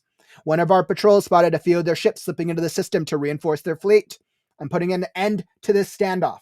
I'm planning to launch a pincer attack in a couple days, and I need you to lead one of the pincers. Adrian resisted throwing the bottle. The only reason he didn't was to not lose the last of it. I understand, Supreme Commander. I'll make sure we're ready for when the time comes. Good. Now go get some rest. You sound like hell. Adrian didn't say anything as he cut the link and ended the transmission. He took another healthy swig before putting the cap back on and returned it to the safe. He sat back down at the desk and rubbed his face as he opened his computer. He'd ordered all department heads to submit status reports. Each one confirmed what he was seeing: people showing up late, being snappy, and an overall sense of low morale despite recent victories. It was just as he feared. The crew needed some kind of break. Though the ship had limited space, he thought about one activity they could do: a movie night. Adrian drafted an email and sent it to the department heads. He asked them to come up with movie suggestions, something the whole crew could get behind. With his plan set, he now thought about how to make things up with Hikawa. He knew his words on the bridge were harsh and unnecessary. He planned to let her lead the pincer attack, and if she performed well, he would put a commendation in her file. With some luck, that would get her noticed, and when the new ships were ready for service, she would be considered as new captain for a frigate, since some of them will be promoted to the new cruisers. With that taken care of, he pulled up intelligence reports and got to work on learning everything he can while coming up with battle plans. He would tell Hikawa to come up with her own as well, and then see how well she does. End reading.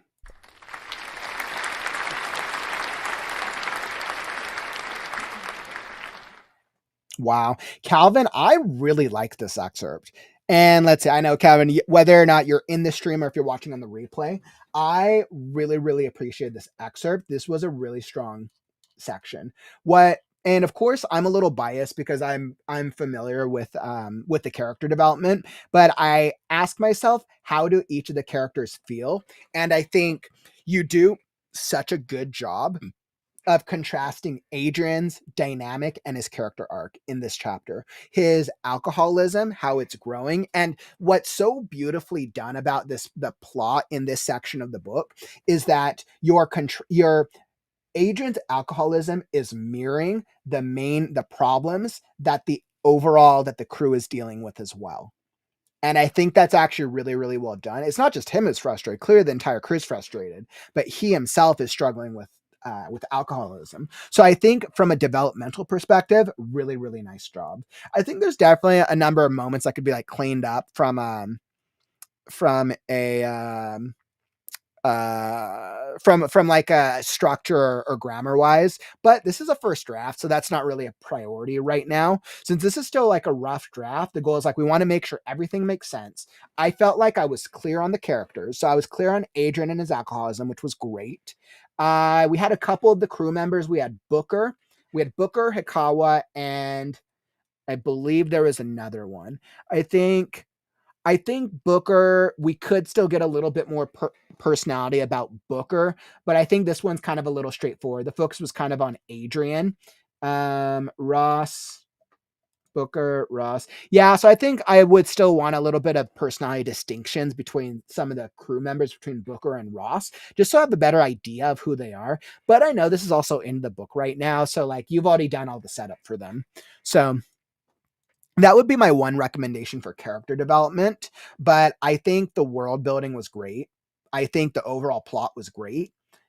Dialogue for this draft, dialogue's fine. I think the only dialogue that really needed to be like edited down a lot was the Horatio stuff with the Supreme Commander, because I think it just needs to be a little bit more straightforward unless they break off into like the questions. But I think that just needs to be more straightforward and to the point, because like we kind of get the point of it, of like he asks for them to leave, and really, I mean, his crew is kind of tired, but really it's because he needs to get his fix. And then he gets denied, and then he asks again. That's important. The 2 tries was important. I almost think he should almost try a 3rd time, but the commander is like, I'm sorry, Adrian, I have to go. I think that might be a little stronger. So I think that could work. But overall, I was very happy with this. So, but I would love to hear, what did you guys think of it? For those of you, like, obviously for those of you who've been in the community for a while, you've probably heard some of Calvin's previous sections. So you might be a little familiar with the world. How did you feel about the pacing? Mast, I saw that you thought pacing was good. White's here, you thought it was cool. I think you can push his feelings towards the stupid bottle more. I agree. I think you could push the stupid bottle feelings even more. I think you could like hype that up. What we have now is working though. So if you really want to elevate that stupid bottle dynamic. Nice. And that's a huge compliment, Calvin. So from what Kara said, the characterization and pacing were fantastic. If anyone has ever dealt with alcoholism or drug addiction in themselves or someone else, the depiction here really rings true. So that's a fantastic representation, Calvin. That's awesome. Thanks for sharing that. Yeah, exactly. With the line and copy editing. I did too. I felt so pulled in by this section, whether or not I was or wasn't familiar with everything. And I think I think that it was very effective. So this is and I know we've read a number of sections of the book 2 right now, Calvin, but I would say of the sections that we've read so far, I think this is my favorite. This is my favorite section we've done on the critique stream of that you've shared with us of book 2. And I think there's been some other moments, but I think I like this because the character development was clear for me. I cared. I wanted to care about Adrian, and I felt his turmoil. So really great work on that part. And I think if I go into the manuscript itself, like I don't think I actually have too much right now. I was like, I'm just adjusting that. Yeah, so I was like, I don't think I actually have too much to say in the script itself. Like that was kind of like the majority of my thoughts. Let's see, and you would. Yeah, I mean, I think you did a good job of everything. There's a lot of just editing down, but that's all for copy and line editing. That's not really for this draft. The character development stuff is good. Like I said, I want a little bit more personality from Ross and Booker. The things they do are great. The things they do great. I just want a better understanding of Booker and Ross. The Hikawa moment was actually really good. I like the Hikawa moment that she gets there. I would have her yeah, and she does get cut off.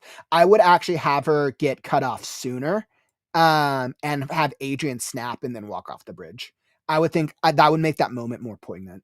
So that'd be my only recommendation for that moment. But that was a good moment. Adrian, yep, he's dealing with alcoholism, and of course he only has one bottle. Great stuff. This all works perfectly.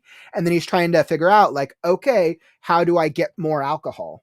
Right? Should we need to go back? I need to go trade with somebody. That was a really great strategy. So Adrian, footwear, yep, this is all good. From a structure perspective, this paragraph here, despite his annoyance, this could be broken up into 2 paragraphs. Because there's a couple things that go on.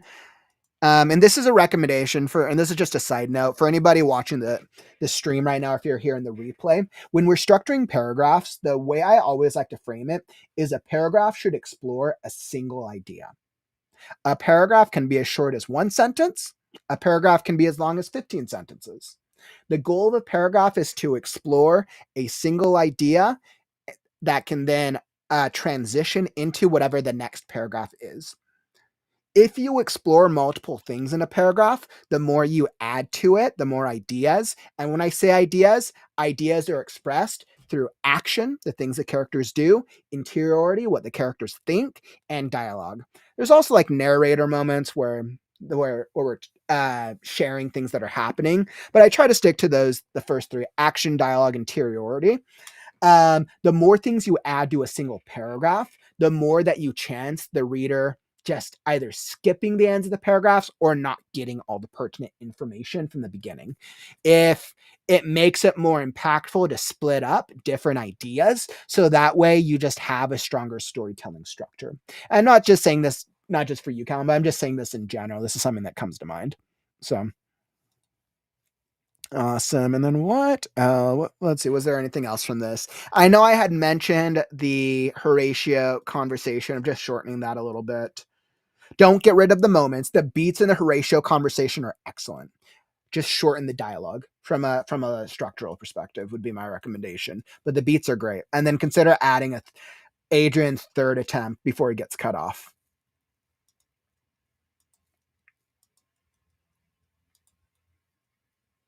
And then we're also getting plot as well. And I think the plot with that we're touching on Hoffman, what's happening with the fleet, the pincer attack, and the fact that he wants Hikawa to do the pincer attack. I love that. Some really great plot things going on here.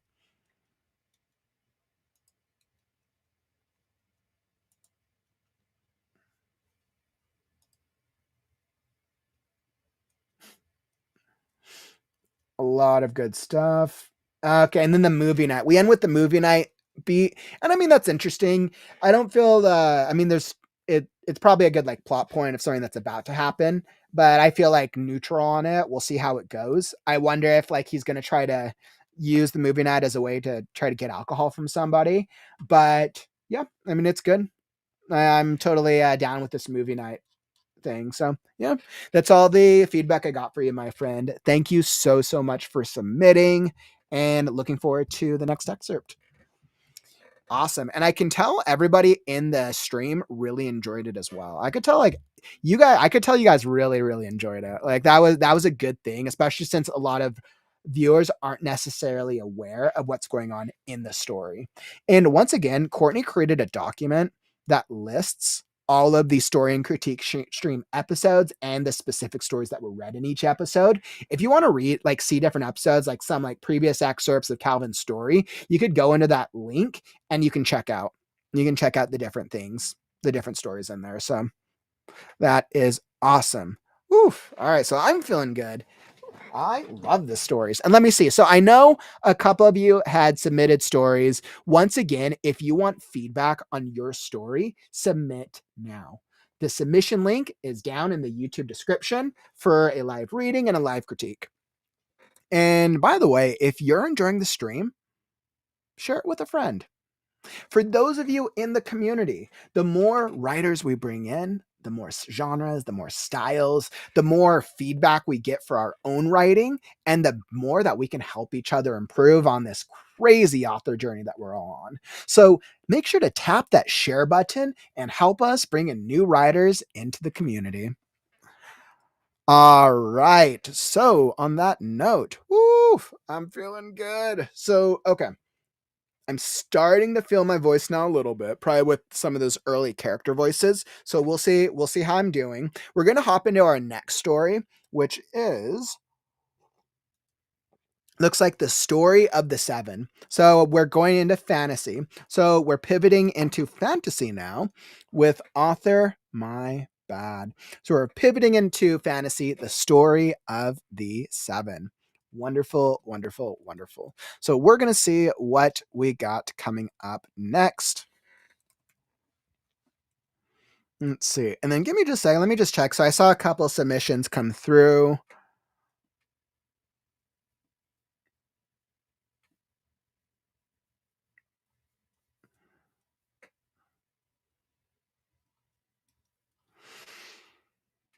All right, perfect. And I saw a couple of you had put through submissions, which is awesome.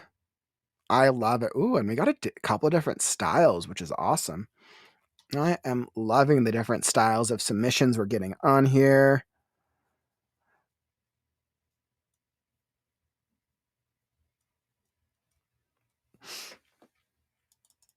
All right, perfect. So let's get into it. I wanted to see some different ones.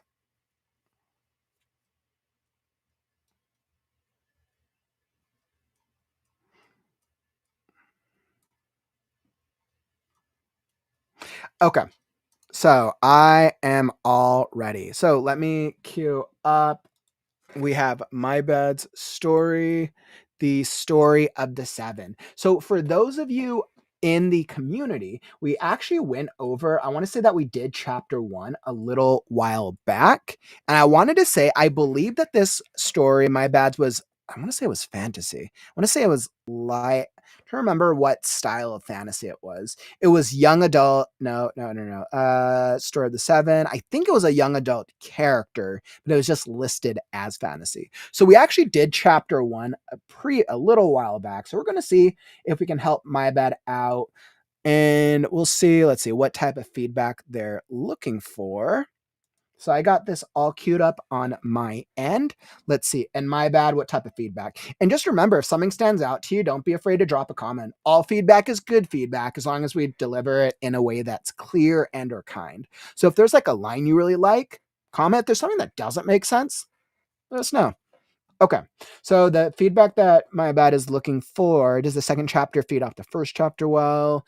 Will the dual protagonists work? So was it clear this time if it was just an insect kingdom?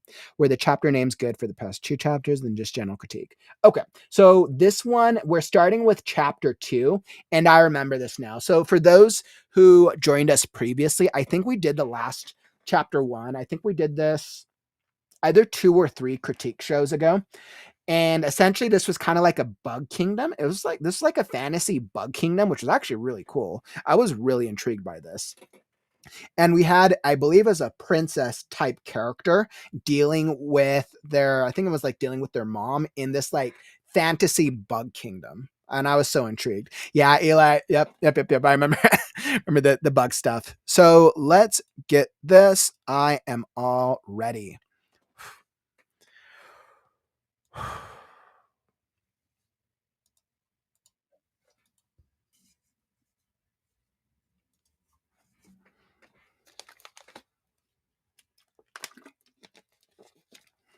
The Story of the Seven, Fantasy, by author MyBad. Chapter 2, A Baker's Problem. Why did I get a letter? Who would be writing to me? I'm a nobody. Should I open this now? My family would be writing, but they would be this formal about it. Just a piece of paper is fine with them. Besides, there's illusion magic on it, and none of them know it. Would it be disrespectful to Queen Lilith noblemen to open it here? Why did I get a letter? Why would I get something with magic in it? My eyes glance up above the letter, only to see Princess Audrey intently scanning a letter that seems to have been sealed by the same wax that mine is. Princess Audrey doesn't care what her mother thinks of her, but she's lucky. If she speaks against the queen, all that happens is Queen Lilith nobleman yells at her. If anyone else does it, they get executed.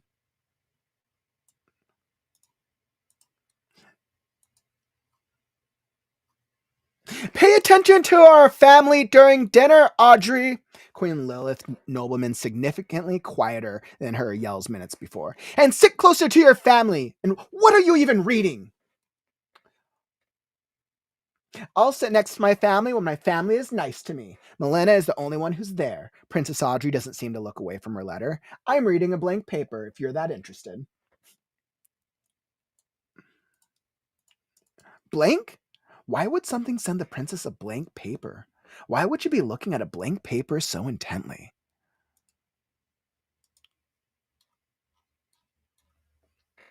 Queen Lilith nobleman rips the note out of Princess Audrey's note, looking at it. I guess I should expect this level of incompetence from you. Staring at a blank paper is idiotic, but just right for you. She drops the paper and walks the several chair distance back to her seat. Princess Audrey picks the paper back up and continues reading. Bake Fox! I hear the head baker whisper yell at me, causing me to jump and my ears to perk up. Finally! Gods! Rodents are annoying to work with! Get your ass back here to carry these pastries out! I sprint back into the kitchen, put the note down, grab one of the trays of honey pastries, and sprint out to the castle's dining room. As the door closes, I slow to a walk. I hear snickers from behind me from the other bringing pastries out. She's going to drop them like with anything else. One of my co-servants whispers a few feet behind me. Another one of my co-servants chuckles. Why did they even let Procanons be bakers? They're all like their animal counterparts. I mean, she's called the trash thief of the kitchen for a reason. Another one snickers. Not to mention the soaking of everything. Not to mention the soaking of everything. Someone will eat in water. Who the hell likes soggy bread? We're lucky she's only holding a tray, not the cookies themselves. My ears fold the front openings to my head to block sound. It doesn't help much, though, as my whiskers feel their laughs. I silently place the tray I'm holding next to Princess Audrey. Thank you, Princess Audrey, my whiskers feel her say. My ears raise again at the rare praise. You're welcome. I've noticed you. Uh, I've noticed you grab the sweeter things instead of the tart things your family picks, so I gave you these instead. I catch myself saying that, not wanting to sound creepy. I hope you enjoy, Your Highness. I walk back to the kitchen only to hear more laughing. Let's see what someone wrote to that rodent. One of my co-servants chuckles from the kitchen. Opening the door, I see half the kitchen staff around the letter I got. What? Nothing! Another person laughs and returns to work, followed by most of the also laughing staff. I walk over to the one I assume opened the letter and grab it from his hands. What are you talking about? There's a whole lot of writing here, and even the symbol of baking. The symbol is a wood-fired oven with a loaf of bread coming out, stamped in a damson plum blue gem. See, I'll even read it out. This letter is enchanted, so only you, Elijah Bakefox, can read the contents. I blink. Oh. Yeah, right. Another person scoffs, netting the bread for most of the non-hymenoid staff's dinner since hymenoids only eat bee-related foods.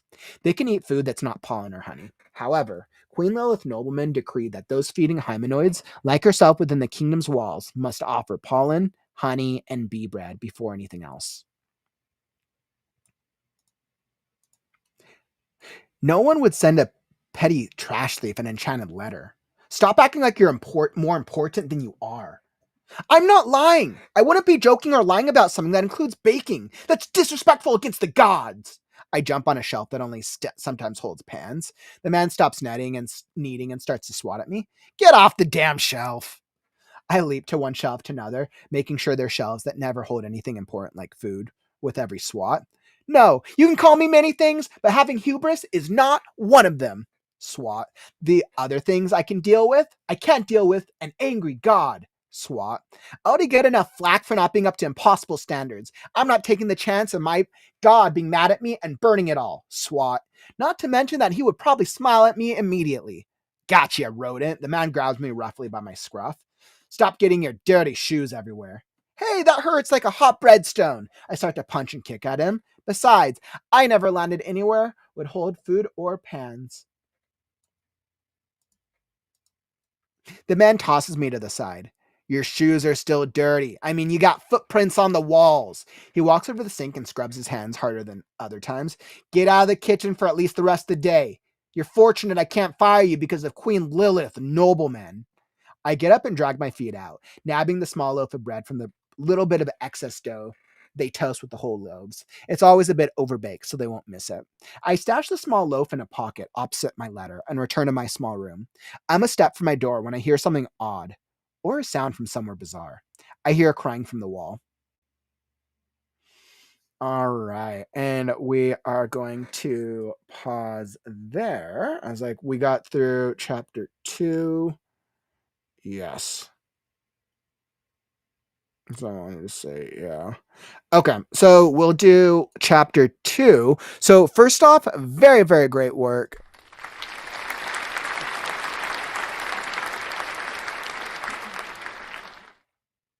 So that was really, really interesting. I feel like we got a whole different vibe and style in that chapter with the character. I believe that the POV from chapter 1 was from the princess. I believe, but I don't remember. Yeah, so I'm pretty sure chapter 1 was from the princess's POV, and clearly chapter 2 was from like the servant's POV. Okay. Yep. So I had to double check that because I was confused a little bit. I was confused on just like who the character was. And I get because you did set it up in an interesting way. We'll go over that. But overall, I think the things that I liked about it, I felt like the world was really intriguing. I feel like there's a lot of different styles of creature types. Now, I didn't know what some of the descriptions for certain characters were, or for certain cultures were. Like you mentioned things like hymenoid. I don't know what a hymenoid is, but maybe it's like a type of bug for somebody. But you made some really interesting references to insect culture. I was like, oh, that's kind of cool. Like the food. I was like, yes, bee bread. Like you're like, yeah, I don't even know what bee bread is, but it sounds like that's like a thing, right? So for somebody like myself who doesn't know very much about bugs or bug culture or species, I would be lost in a story like this just because I don't understand a lot of those references. So I think the real question you want to ask yourself is, who are you writing this story for? If you're writing this story for a niche readership who loves bugs and loves like bug related stories, then keep as is.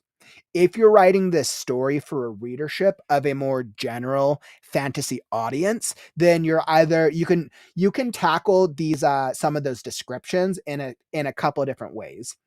You could either do a table of content or a not a table. You can do a glossary that kind of explains what each of these things mean. You could do parentheses anytime you describe like a type of bug, like a hymenoid in parentheses, like is that a bee? Or you could change the word choice themselves. Like instead of saying hymenoid, you could just call them a bee.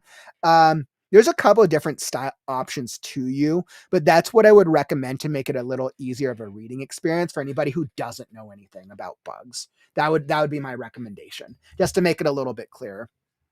And Eli, you said, Hymenoptera is a group that bees, ants, and wasps are in. Pretty clever. Right. And he's like, I know nothing about that, but Eli does. Right. So a lot of readers who like know about bugs would know that type of thing.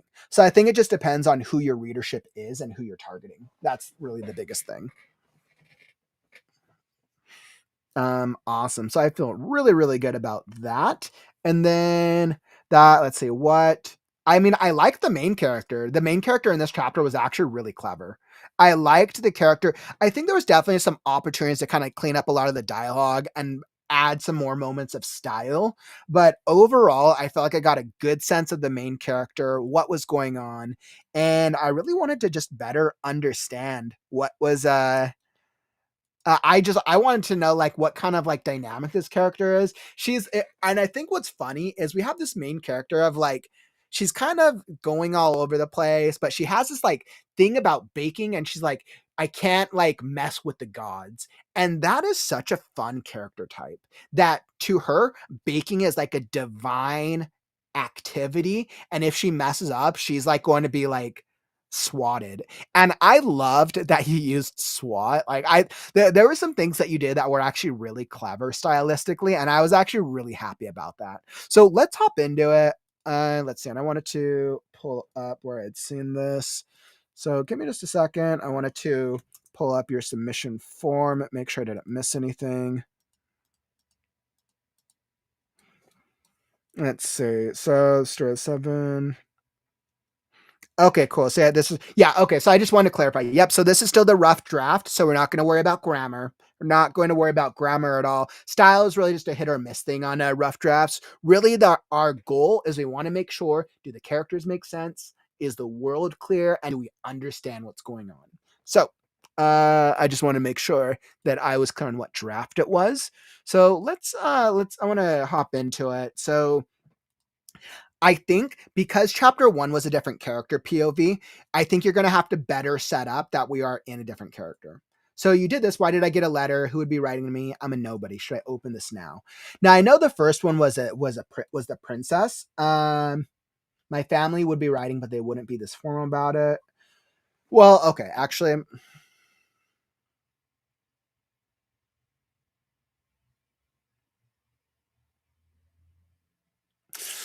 I don't know. I could go either way on this one because you technically do kind of set up that this is definitely not the princess. I think you were clear. Let me go back to just to be in chapter 1. I wanted to see how you set up the princess. Yeah, so in chapter 1, you set it up as Mother bursts in the castle library, she screeches, Audrey! So, yep, so you did a good job of setting up Audrey in the first chapter. And then chapter 2, why did I get a letter? Who would be writing to me? I'm a nobody. Should I open this now? So this is what I would recommend because we're still so early in the narrative. I would recommend trying, should I open this now? I read the deliverable. I read the top. I read the envelope. The envelope read. The envelope read 2. And then the character's name. I didn't know what the main character's name was. She speaks all that happens. Yeah, I just forgot what the main character's name was in this chapter.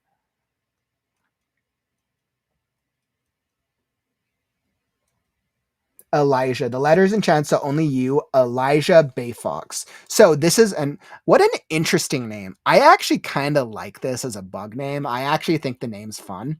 So by the way, naming structure, so far I'm for it. So I would go something like this, the envelope read to Elijah Bakefox. I would do something like that. So we are clear from the very beginning. Okay, we are in Elijah's POV. The other way without doing this, like it does work. So this could be a stylistic suggestion. This just makes it a little easier. But I mean, you could, there's, yeah, something to this effect anyways. I think if you did something like that, it would probably be, no, it would probably go, should I open this now? The envelope read, and it would be something like this. Or you could go either or you could go this. There's a couple of different ways that you could format this, but something to that effect. Okay, so I'm getting into it. I like, once again, I love the way we look at the queen. This is like the Queen of Hearts.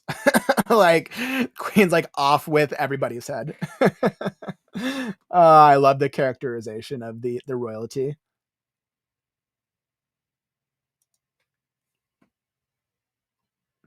My eyes glance up above the letter only to see Princess Audrey. Princess Audrey doesn't care what her mother thinks. So the only thing about this is I don't know where I'm at. And I think this is what threw me off a little bit. I think we need a setup for where we are, where the characters are standing. Because you do the setup of the letter, and then you go straight to her reading Princess Audrey. And I'm like, the last chapter ended on, I think we were in the princess, like her going to the room, I believe.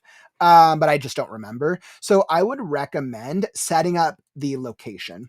I glance up from behind the table as I try to appear unnoticed by the royal family who were who were dining. Right. So then it's like royal family. Okay, we're in like the royal family table dining room, whatever that is. So I would just set up the location because that kind of had me a little lost because I just wasn't sure where we were at. And I think that would just make it a little clearer. And then we go to the Audrey stuff. That's good. All like the back and forth with the family was funny. Yeah, the back and forth was all funny. And you had already set up these characters in the first chapter, so we would already know these characters a little bit by now. And I actually like that we started the first chapter with the princess, and now the second chapter POV is with like with the baker. So that's actually really interesting to me. I like that we get that third POV perspective. And of course, there's like areas for the dialogue to be shortened, cleaned up, but that's for later on in the process. That's nothing that I'm worried about right now.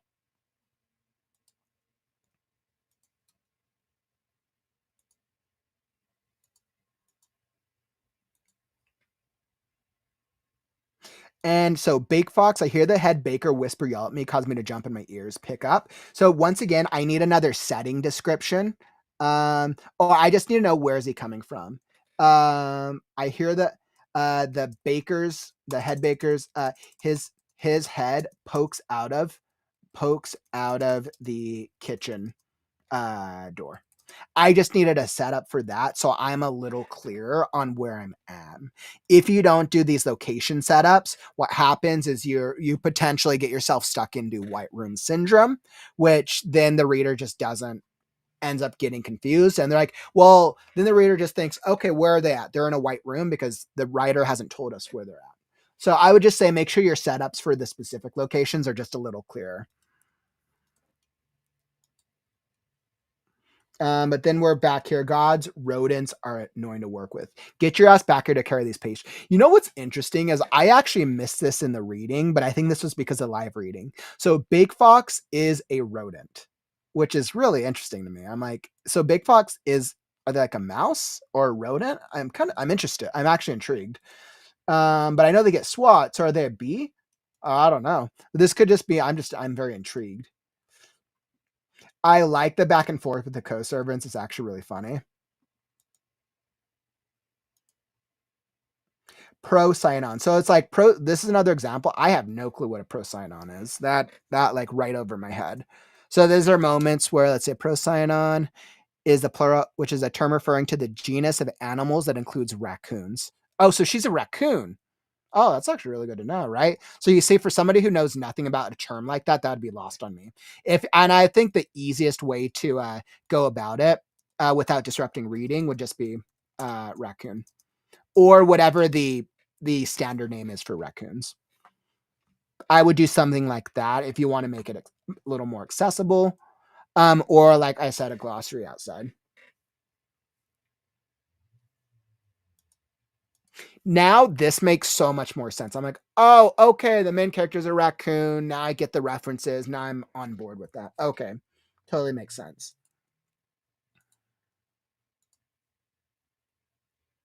And I love this moment with Princess Audrey. Since we kind of got her POV in the last chapter, I think this is actually nice character development.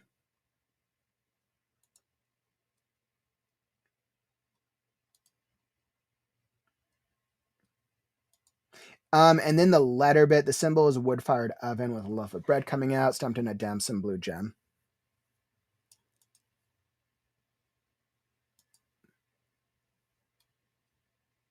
So I'm not actually sure what the kitchen staff is laughing about. So that was something. So I think this just needs a little more point of clarity.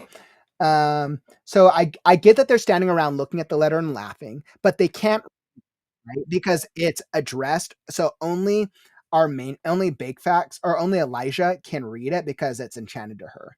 So if the staff is standing around looking at the letter that they can't read, what are they laughing about? And I think that was something I was kind of confused about. And she even says there's a whole lot of writing here, and even the symbol of baking. Yep. So I've been reading it aloud. The letter's enchanted. I blinked. Oh. Yeah, so I think that was just something that's a little confusing. I would just clarify why they're laughing if they can't even read the letter. Are they laughing because she has a letter, or because they took her letter? Like, yeah, I'm not sure about. And then of course, what I like all the references with the honey, the bee-related foods. This is great. Something you do want to make sure that you keep giving us. We need more descriptions of the royalty during the royalty scene, right? So when we because that was something that was lost. So I get the raccoon stuff now, that was well set up, but when we're referencing the family, their initial family setup, Princess, anytime we first set up Princess Audrey in the scene, my eyes glance up above the letter, only to see Princess Audrey, her wings buzzing, her wings buzzing intently behind her, right? Or something like that. We just need reminders as a reader each time a new character, since you want to reinforce that the world of bugs. If she speaks against the queen, and then when we have the queen, pay attention to your family. Queen Lilith Nobleman, significantly quieter than her, yells minutes before. I would reword that. That's a little awkwardly worded. Let's see. Yeah, so I would just more reinforcement of the bug stuff. This is such a better step than where it was at previously. Up it even more. I want to feel the bug. I want to feel all the bug terminology and references. And then the kitchen scene. The kitchen scene's actually super funny. Now that I understand, like, okay, she's a raccoon, a lot of that actually makes more sense to me now.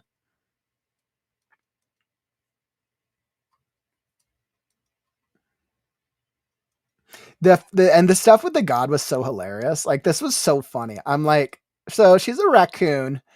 Elijah is a raccoon who's a baker, who's like baking is like her art form, and if you mess with baking, that's like disrespect to the gods. It's just funny as heck. What a great character quirk, by the way. Great character development, by the way.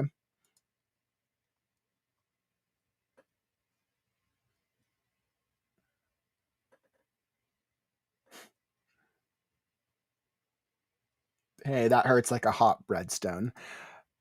It does work. It is a little corny. When you say, hey, that hurts like a hot breadstone, little corny. If you want your character to come across corny, keep it. If you want them to come across clever, I would just adjust the reference.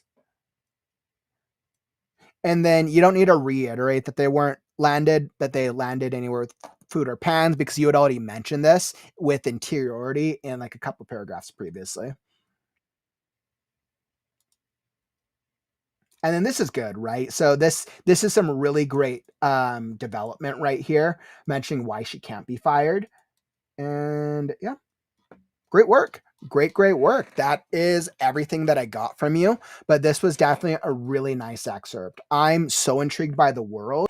And I think the story on what I'm reading, this draft is in an excellent place for a rough draft. So really, really great work. And then on the next draft, what you're going to do is you're going to end up fixing and making these things clearer. So I'm really happy with where this is at as a rough draft. And I think a lot of things came clear. Let's see, to address your things. Does the second chapter feed off the first chapter well? Yes, it does. Second chapter does feed off the kind of the craziness with the first chapter. Yes, I actually do think the dual protagonists will work well. The first, we got the princess, who I think the princess is a bee, right? We got the bee princess and the raccoon baker. There's something really intriguing about that. We got a raccoon and I think a bee. I'm pretty sure she's a bee and a raccoon. I love that. I love like what a great duo. I think that's actually really really clever. Yeah, and I mean, it was definitely clear that it was an insect kingdom, but because we have more than just insects, I think what was that? You mentioned an insect. So you mentioned obviously I think raccoon, you mentioned a bees, wasps. I think there was another type of animal you mentioned there. So I mean, it is an insect kingdom, but it sounds like it's not just insects, it's like rodents as well. So I would just like add like the kitchen staff. Who were the members of the kitchen staff? Were all the kitchen staff like all raccoons? Were they all insects? Were they a mix? I think you could continue to add some additional clarity there to further round out the types of creatures in the world. So, and then you were asking about the chapter names as well. Let's see, what was the first chapter? The first chapter's name was A Royal's Problems. That second chapter we just read was A Baker's Problems.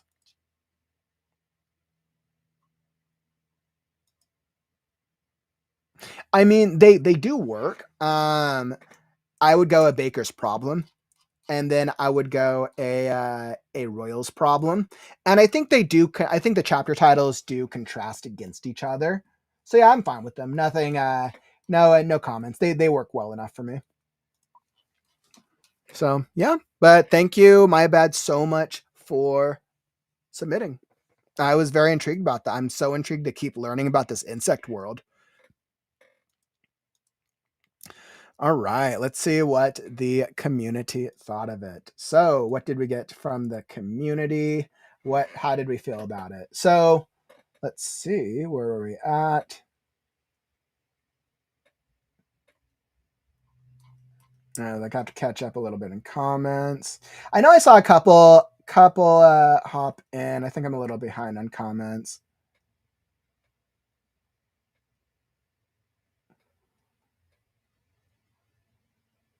All right, here we go. So I know Mass Toaster, you said overall the character and the plot were pretty good. I agree with that. And I saw some of the things what Eli said was really good. Let's see. Mass, you bring up a really interesting point. So the big issue is that I kind of felt like I was being told what was going on, didn't really feel like I was there watching what was going on. And so this is really just an example of more showing versus telling.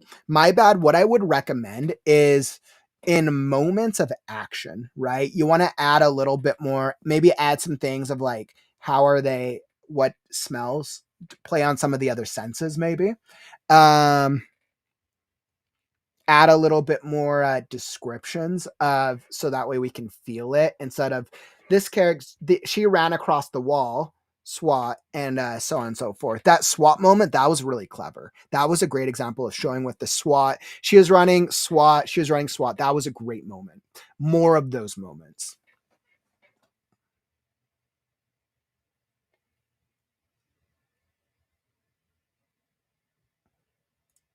Oh, drowning. That's interesting. So like you think they're laughing because it looks like there's nothing on the ladder. Gotcha. And you see it right, like that could be it. And I think it just went right over my head. So, and it could just be a me thing because I was reading it live. But I would say my bad, just something to be aware of. Maybe make it clearer. Awesome. So I thought that was really, really fun. That was definitely a great, great little excerpt. So I was really, really happy with that. And awesome. So thank you so much for submitting MyBad. Really, really great work.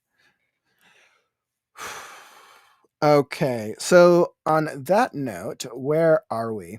So I think with where my where are we at? I was like, I'm kind of on the fence. My voice is kind of hurting a little bit, but I kind of want to read another story.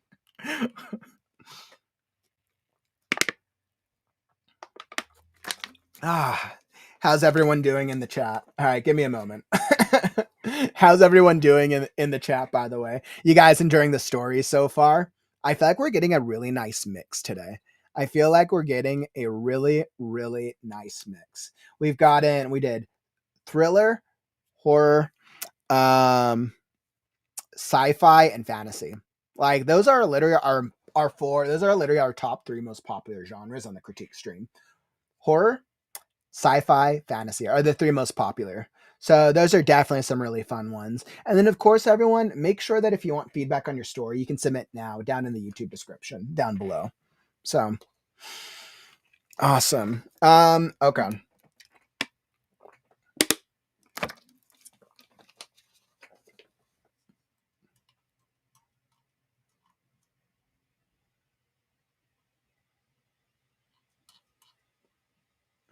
All right. So while I'm waiting for my voice to recover, actually, I think what we'll do, I can do one that's super short. I'll do one that's super short right now because they're just needing feedback on it, which I think will be awesome.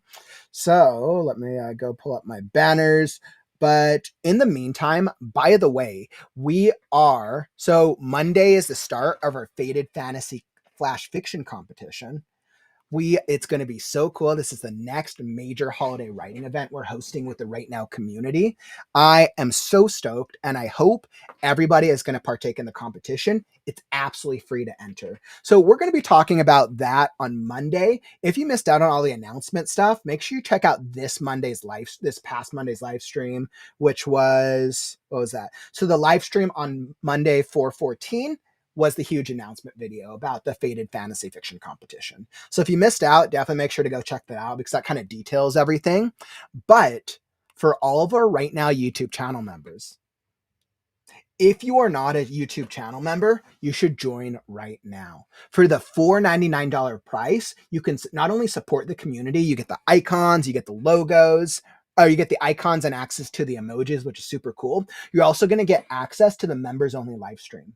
So I'd like to officially announce that on Monday, our members only live stream is going to be how to write a flash fiction story. So I'm making this announcement official right now. Our YouTube channel members only live stream on Monday is going to be how to write a flash fiction story. It's going to take place right after our Monday update stream. So if you want to get access to our members only live streams, if you want to be able to, or just like support the community, definitely go subscribe or go join now. All you have to do is on YouTube, you just click that join button down below the video, or you can find the WriteNow YouTube channel member join link down below. And I'll also drop it down in the chat for anybody who's not a channel member. I just dropped that down for you. So really, really cool. You get some value out of it. And then, yeah, that's super cool. And then, of course, anybody who signs up for the $10, the higher tier, the WriteNow member, you get access to our monthly critique group where basically we all meet offline. We just did our last critique group and it was great. I think there was a number of us that showed up and we had some really fun stories. Like we had such a great time. I loved hearing everyone's stories. So that gives you access. The $10 gives you access to the monthly channel member critique group where basically you get to bring your story, read it out loud to the private group, and everyone gives feedback. So that was really, really cool. Usually it happens around the middle of the month. So our next one will be in the middle of May. So fun. I wanted to make sure to do that quick shout out for the channel member stuff. And then let's get into this next story. I think I can do it. Oh, heck, I think I can. I think I can. All right. So the next one that we're going to do, like I said, I'm going to do one that's a little shorter since my voice is kind of bugging me right now. Let me pull it up. So the next one I have queued up is Mary's. So crystals, so it was told. So Mary does, this is actually less of an excerpt and more of a world building thing. So this is super short, and I think we can actually help Mary. This is kind of, we're doing some magic and fantasy world building right here. So come help us out. I know if you haven't checked out some of the previous episodes of the critique show, then you'll probably have seen different previous excerpts of Mary's story, Crystals, so it was told. All right, so I'm gonna pull up the screen here and I am all ready. So Mary's looking for some feedback on this story. This is kind of more of like a legend as she's kind of trying to figure out on setting up her world and making like the tone promise. So like I said, it's super short. Let's see if we can give her some feedback. All right, so crystals, so it was told. The legend goes that an island nation existed long ago. It was the focus of great magic and great power, a time of balance. On this island lived 12 women who wove magic. They were named as guardians of the crystals, which were the heart of the power. Working together, the women maintained the harmony of nature. However, one man thought women too weak for such a great responsibility. In attempting to steal the crystals, he caused the ultimate downfall of the people and the land itself. In fire and flood, winds and quakes, it was all lost to the ocean's wrath. But the woman also had the power of sight and saw the tragedy to come. They fled, taking with them secrets of magic, the crystals, and the energy they contained. They watched from afar as their home disappeared beneath the waves. As the crystals were passed through future generations of daughters, the families and crystals became separated. The magic dispelled and weakened, but did not disappear entirely. So it came to Earth as a whole slowly began to slip to an age of disproportion and conflict. The legend ends in prophecy. As the pendulum swings, so to order. There will come a time of realization that balance must be restored.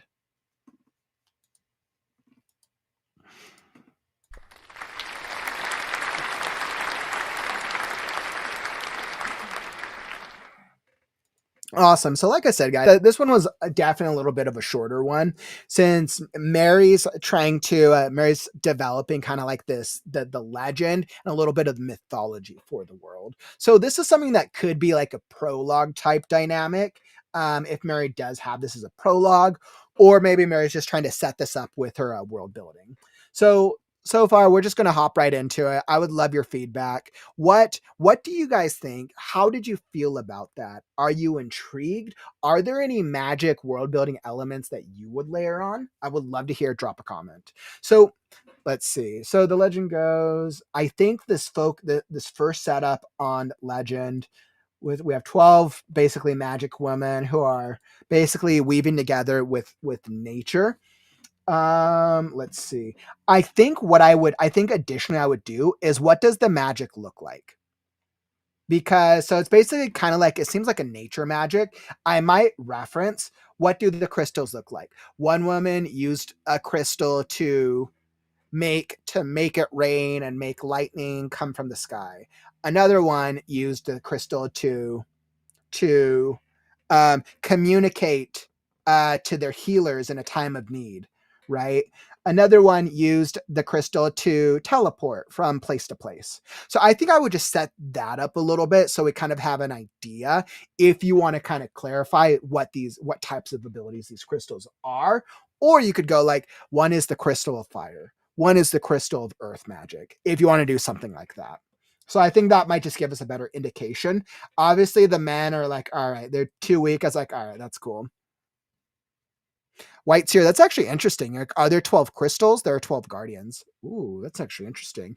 Oh, and then just clarify, guys, keep in mind that this is young adult fantasy. So just clarify, this is young adult fantasy. Nice. Okay, I was like, fantastic setup. Definitely interested. Nice. I like that. So we had the conflict. Men think women are too weak. Yep. All right, good. There's our conflict. Now, I think in this conflict, I like this. I like that he attempts to steal the crystal. He caused the ultimate downfall of the people and the land itself. I think I maybe want like another sentence or two in description here. And like, how does he cause this downfall? In fire and flood, winds and quakes, it was all lost to the ocean's wrath. How does his attempt to steal the crystal lead to this? And I think that's what I'm not certain about. I feel like I need a line of like, using chaos magic, he attempted to rip the crystals from their safety places, but the magic tore reality apart. Right, something like that. Just something that kind of gives us a little bit of description in between. I think would really help. Or you could be like, maybe this is just like a magic battle, right? He tries to steal the crystals, but then the women defend and it becomes this epic battle. That could be another thing, right? But we just need something that gives us an idea of how it leads to this, because this moment is cool. That's actually a really cool moment. Right. And of course, right. So they stopped it. I like that. I think if you play into this like really epic battle, I think that'll actually be super fun. And so then the reader's like, oh wow, the world's basically screwed up. But then the women use the power of sight and they saw a tragedy, like, oh no, it never happened. Awesome. So that's why they ran away. This is good. Yep. As the crystals were passed to future generations of daughters, the families and crystals became separated.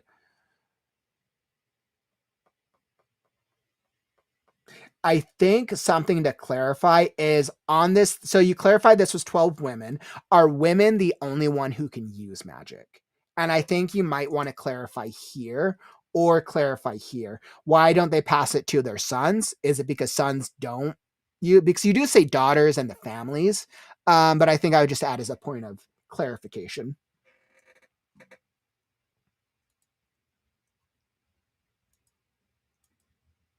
Okay. So the magic dispels and weakens because the crystals become separated. So I think that's because the crystals seem to be stronger when they're together and weaker when they're apart. And I think that's what you're going for. I would just add that point of clarification. Or well, I mean, future the families and crystals became separate as the crystals were passed and the crystals became separated. The magic dispelled and weakened. No, I mean that's fine. That's fine. I think that works. It came back as the earth. So it came the earth as a whole slowly began to slip to an age of disproportion and conflict. All right, so basically, just with no magic around, with less crystals around, people end up being people and start fighting each other. Yeah, and I feel like the magic dispelled. I think so. I think I would just clarify this last section. So it came the earth as a whole slowly began to slip to an age of disproportion and conflict. Okay, so then we open to disproportion conflict. What does this mean exactly? And obviously, you don't have to go into it. You don't have to go into super depth, but I think I would just clarify. How does the crystals not being in the world anymore? So they're power. Do the crystals like protect the world? Are they part of like the? Do they help like power like the state and like the nature of balance? Without the crystals, the world would collapse. Is that why there's conflict? So I think I would just add a little bit more clarity on why the age leads to disproportionate conflict. The legend ends in prophecy. As a pendulum swings, so too order. Interesting. Legend ends in prophecy. There will come a time of realization that balance must be restored. And then I kind of like this. The legend ends in prophecy. As a pendulum swings, so too order. There will come a time of realization that balance must be restored. I like that. And I think this will be stronger if you make the conflict a little clearer. Essentially, this is the conflict of like the world state. And I think we need to better understand what is the state of the world that happened at the end of this prophecy, right?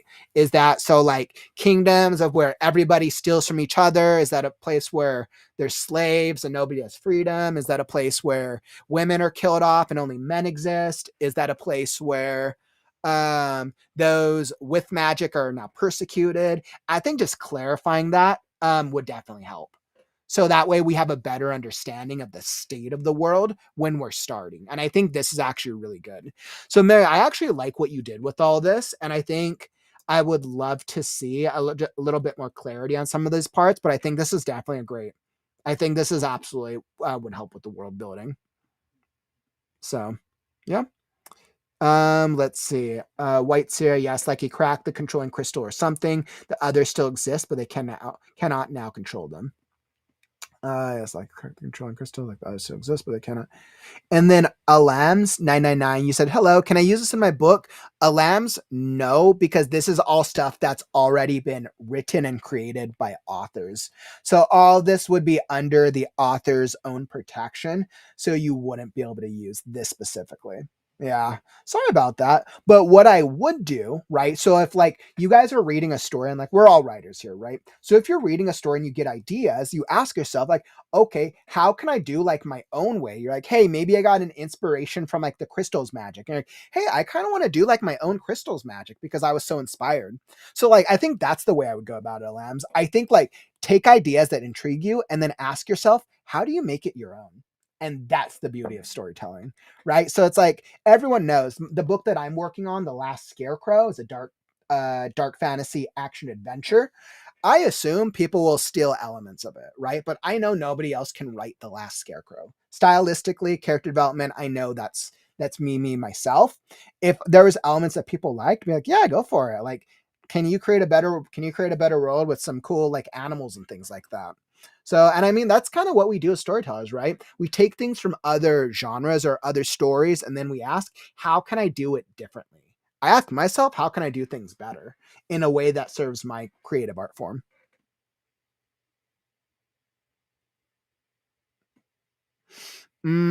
Interesting, Mary. I see what you're saying. So, Mary, you brought up some really interesting points.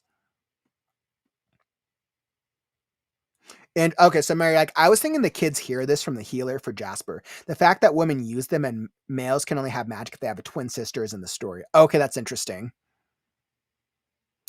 Okay, so you want it to be so the legend is so old it is not complete. Okay, that totally makes sense. So you wanted it to feel fragmented. I actually like that even more. But if you're going to have it feel fragmented like this, then you have to set it up that it's fragmented. Um, as it states in the Age of Legends. Let's see, I'm trying to think of how I would frame this. Actually, so if you're saying that the legend here is fragmented, then you want to make it clear that it's working together. The women maintain the harmony of nature. I think you want to do more ellipses, because you want to make it obvious that a lot of it is lost. And especially this is going to it sounds like this is going to happen in the book. Then I would make sure to have the children ask about the story. Mary, they would have them ask like, hey, what happened at this part? I could totally see Jasper like, hey, what happened to the women? And they're like, all was lost. And then you can call it out in the storytelling, Mary. That's what I would recommend if you want it to feel fragmented and incomplete. That's what I would do.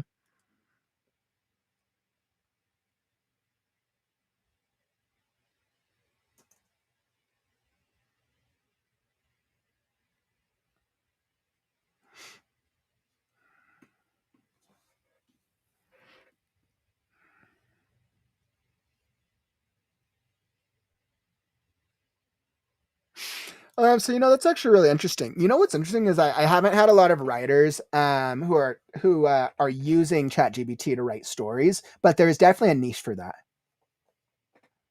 So Alams, um, what I would definitely do for that. So if you're going to have ChatGPT to write a similar story, remember that the one thing that's really important is there is a whole market and there is a niche for AI storytelling. You just always want to make it clear that it was written by AI. So that's really what's important.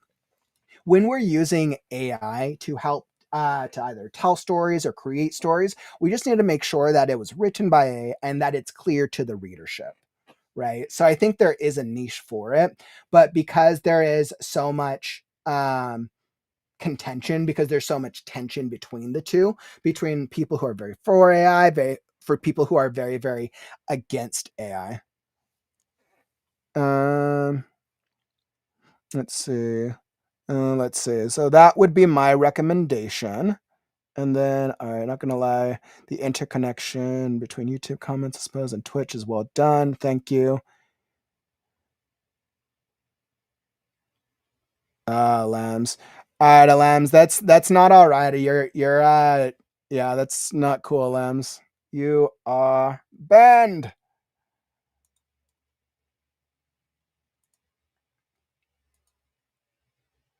All right, guys.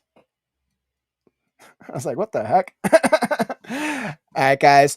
So first off, guys, thank you all for coming to my defense. I was still catching up on chat, obviously, so that was a me thing. But thank you guys all for coming to my defense. Mm. Hey, YouTube guy. He who did not sin shall fort thou throw cast first stone. Hey, honestly, I couldn't understand what he was saying, so I was just so confused. I was like so confused by it. I'm like, he who did not signed shall fort thou throw cast first stone. He who he didn't even spell the things correctly, so I was just confused.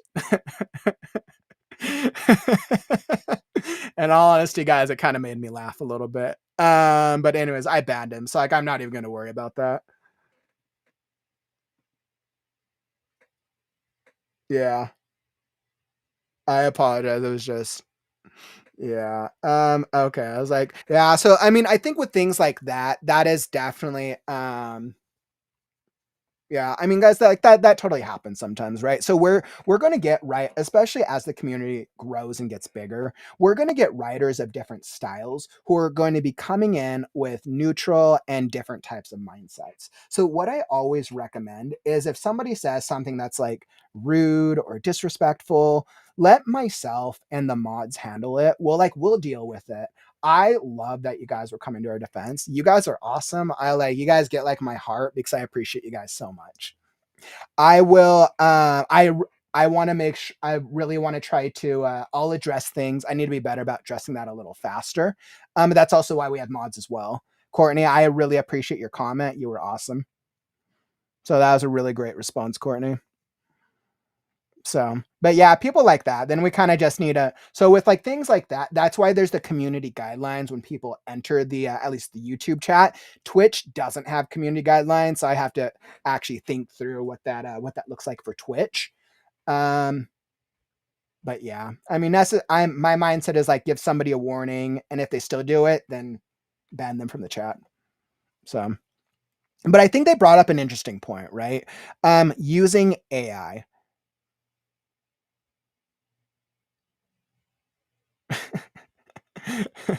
Wait, so thanks. I was about to get banned myself in response to the guy. But clearly, okay, so guys, clearly that guy was just trolling. That is a very excellent example of trolling. So you guys know that is what trolling looks like. Like that is the guy literally didn't care about what he was saying, and he was clearly typing it out quickly. And the reason he was typing it in the way he was doing was to make people feel a negative way. That guy clearly knows that he clearly knows the two things that bug writers. So he knows the one thing, stealing, right? And then the other thing, using AI to write storytelling.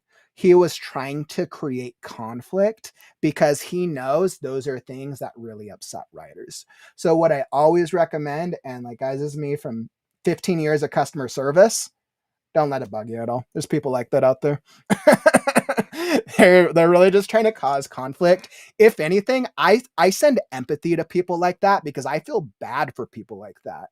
I like my mindset is like, you're so upset about your own life that then you have to go into a online community and make people like spew negativity. Like you must have some very real problems like that's what you need to do to get that energy out. I'm like, I'll just ban you from the community. Like I'm going to be happy going on about my own life, but that person's still going to be upset that they feel like they need a troll.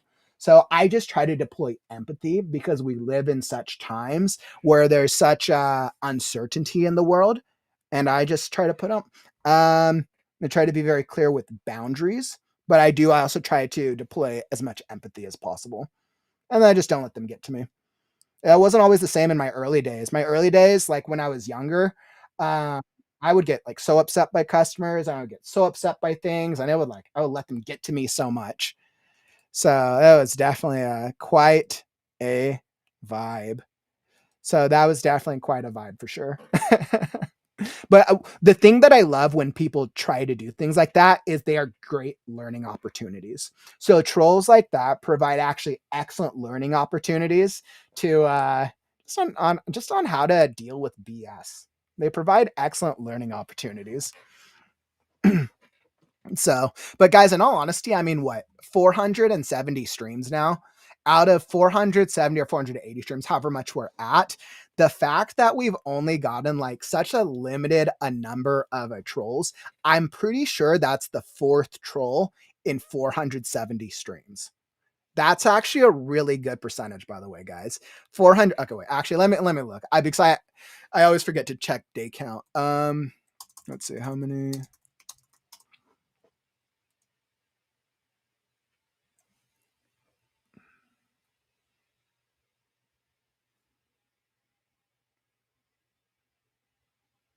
Okay, yeah. So today is day 466. So of streams, we're on day 466. So guys, that's actually really good stats. Out of 466 streams, we've gotten trolls on 4 streams. Like, I think that just shows the power of our community. Like you guys know, like that's the vibes that I try to put out. But then it's also like a reason why we try to bring in that same vibe. And you know what? I'm actually going to show something on screen. I'm working updating the website, but somebody asked about what my values are that I try to share with the community. And simply because we're on this topic right now, I'll share it with all of you guys. But this is in our community guidelines. But I'm going to show it because this is now on my mind. Let's see. I'm going to go to the community guidelines. Where are we at? Rules. And I think this is actually really important. So if people want to understand like what are my values and what do I believe the values of right now should represent? What should they stand for? Wait, actually, no. I did an updated version on a YouTube post. And I'm updating the website right now. So it's a Right Now branded website, and those community guidelines are going to be on there as well. Give me just a sec. I want to go find those guidelines and show them to all you guys because I think values are very, very important. Let's see, bear with me just a moment. Uno momento.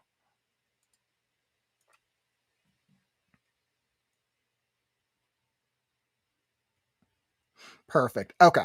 So I pulled it up here. I'm just going to pull here because somebody asked a really great question on one of our streams lately. And they asked it in the comments. I'm going to show it to all you guys because I think this is actually an excellent learning opportunity. So what are the values? What do I think the values of right now should be? So somebody asked like, wait, what are our values? And I was like, okay, great question. What are our values? This is a little small. I'm just going to copy paste this to a doc because that'll be easier.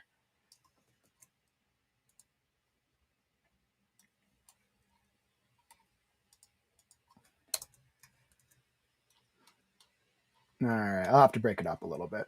Great question. And then I said, okay, so I really believe that right now should have three values or three mottos. My values are be kind, be clear with your intentions. If words aren't enough, use gift stickers or emojis. No cussing or disparaging language will be directed at another member. Respect others' opinions, even if they differ from your own. Abusive or disrespectful behavior will not be tolerated. Now, in customer service, guys, a lot of the problems we deal with is you deal with this gray area. One person might think like, "Oh yeah, this is disrespectful." Another person will be like, "Oh no, that's a normal Monday for me." So I think it's always clarifying what abusive and disrespectful behavior looks like. Sometimes it's obvious, sometimes it's not. Be writing. This is the second value. This is a writing community. This is a community dedicated to writers for writing. We're here to help motivate each other to write, share strategies, and learn new ways to stay motivated and consistent, or even have some fun when we need to take a break from developing that masterpiece. Value number 3, be confident. Have fun with the process. try new things. Writers of all genres and skill levels come to our community. We're here to learn from each other regardless of skill level. Feel free to talk about or share your work with others. We want to help each other grow, and feedback is a great way to do that.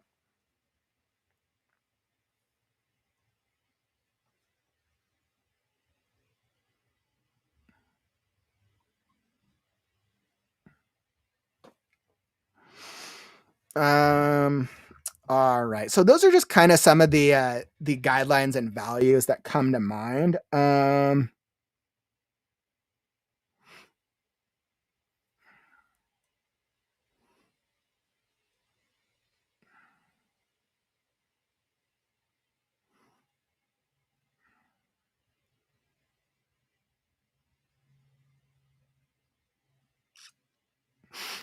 Yeah, Ilana, I completely agree with this. You're like, I'm not saying people who can't use Jude, but straight screen capping someone's unpublished work without permission is not okay. I agree with that. And that's actually one of the reasons that there's a huge AI.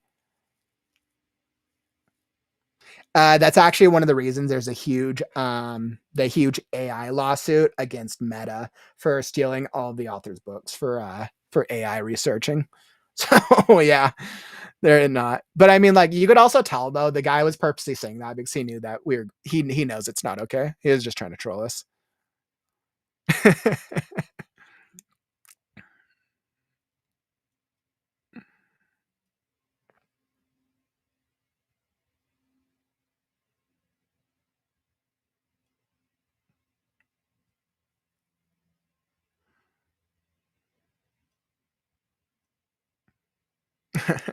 It sounds like we're having a welcome to the WriteNow community. We're having some fun dealing with trolls, talking about values.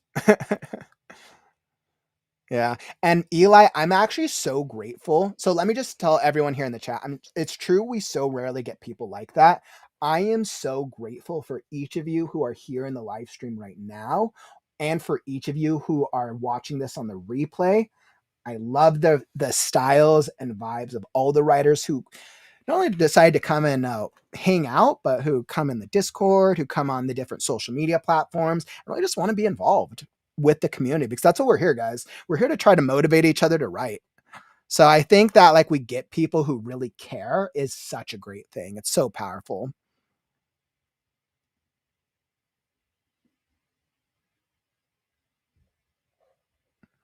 Let's see, not sure if I'm flattered or ticked off. I don't really want it run through AI. I work hard at creating this story. And yeah, so I mean that's a really interesting thing. I mean, Mary, in honesty, if I were in your position, I wouldn't be worried at all. I don't. It didn't feel like the guy was actually going to do it. It sounded like he was trolling just to say he was. If anything, guys, you've all seen my story. I have shared all 150,000 words of The Last Scarecrow on screen.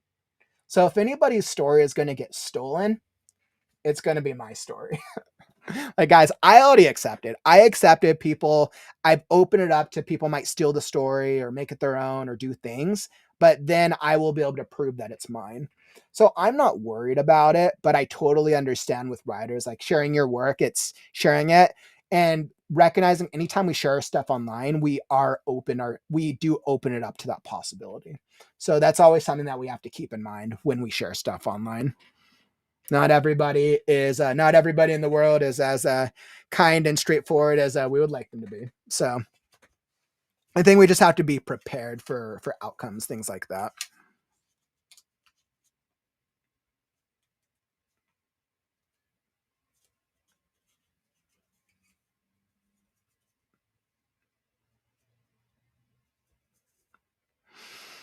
Yeah, yeah.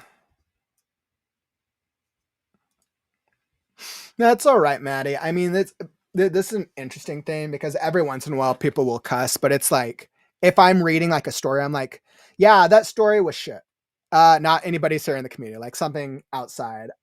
Or this is a really shitty situation, or that is some bullshit. Technically, like, that's not really cussing to anybody, and I think that's actually an opportunity for me to clarify that disparaging language, swearing can't be used to anybody. Everybody here in the community is adult. Like, if people want to cuss, that doesn't really bug me too much. Granted, where I'm also not, we don't have any sponsors or any advertisers at this stage where we're at. Eventually we will, and then I'll kind of have to adjust my language. But for now, that doesn't really bug me.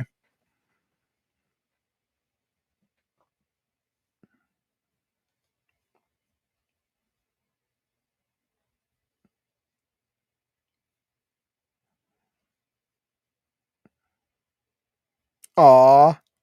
Yeah, Kara, please don't ban me for not being confident. I never have been. Kara, that is totally all right. I hope that your journey throughout the community, just by being involved with writers, by being around writers, by seeing other styles, I really hope that this will help you gain some confidence in your work over time. Yeah, that's actually a really interesting point. Maybe I should rephrase that. So it doesn't feel limiting for anybody who doesn't feel confident. I think my goal with that was like I want writers to feel comfortable that if you're writing something, like it's yours, like feel happy, like enjoy what you're writing and gain confidence over time. So it's actually really interesting. I might reframe that, or I might rephrase that, Kara. That's actually a really good point. So really, really good point. I will never ban anyone for not feeling confident in their work, just so you know. Hey, what's up, Rainbow? Welcome, welcome. What's the question, my man? Story writing questions are always great. I'm under the impression that AI cannot be copyrighted. Does that go for excerpts as well? Mary, I mean, with the lawsuits that we're seeing right now, with there's a number of AI lawsuits that are probably gaining traction. I imagine we're going to start seeing more in the year to come, actually. So probably more to come. Right now, AI is not protected by any type of copyright thing.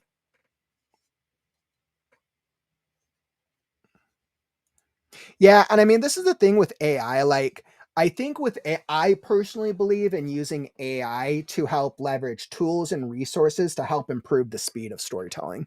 But the great thing is everyone uses AI different. And I think because in the overall period of AI, we're still relatively early.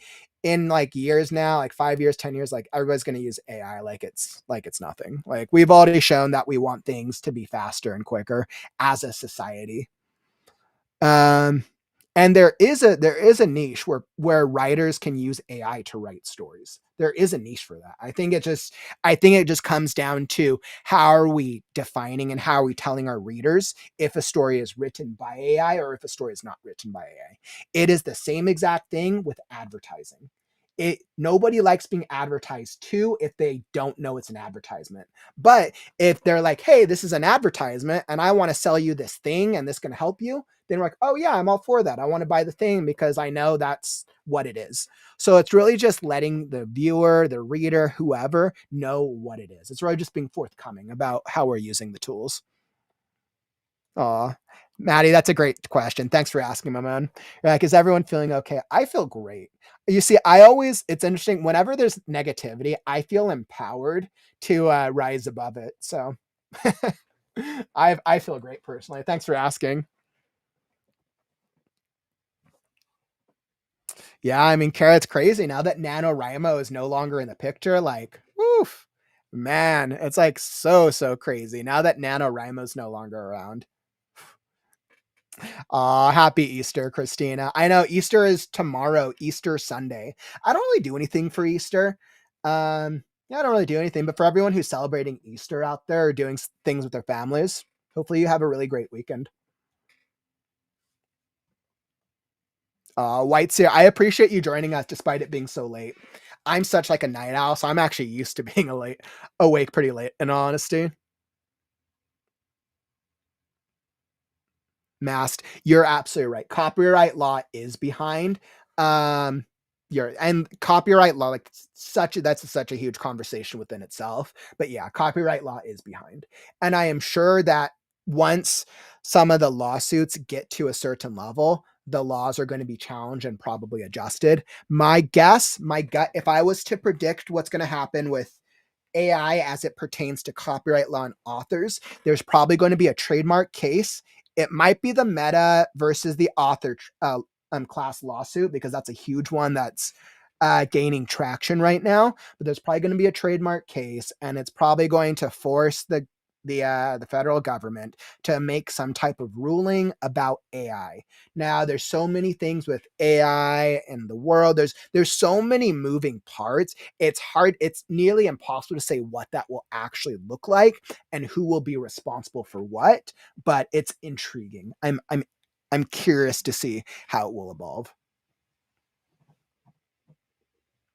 Yeah, and I mean, Kara, that's kind of like how I would use. That's like how I would use like character development. So like, if I was like stuck somewhere, I'm like, hey, I don't know how to. I don't like this character, and I'm like, what I would do is I would take like a character sample of something that I written and be like, AI, what is? I want you to have this experience and this job role as a professional editor. I would clarify what their role is and be like, I want you to tell me from an editor perspective why this doesn't make sense. I want you to break it down stylistically, point, and for AI to give me a breakdown. And then to be like, can you recommend certain styles that you would create a character by? And I would use it for ideas.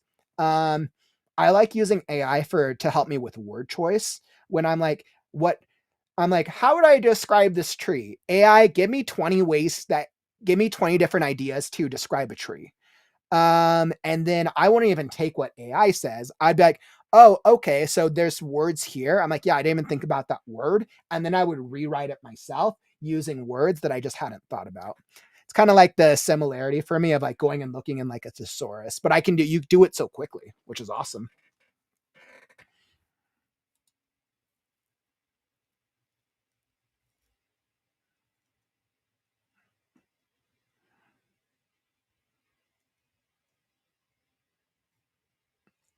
Oh, Ink, did you not hear?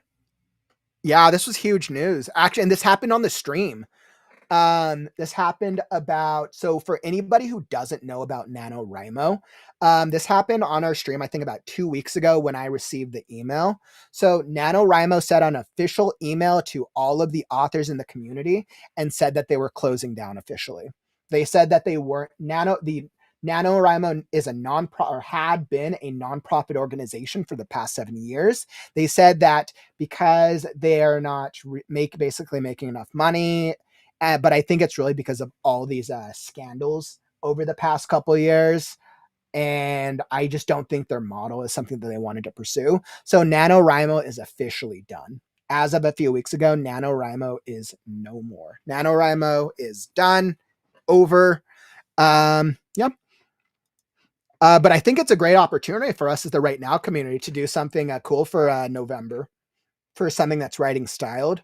With NaNoWriMo, the thing that I loved about it is that it emphasizes and encourages writing. And I think that's beautiful. I love anything that encourages and inspires people to write more.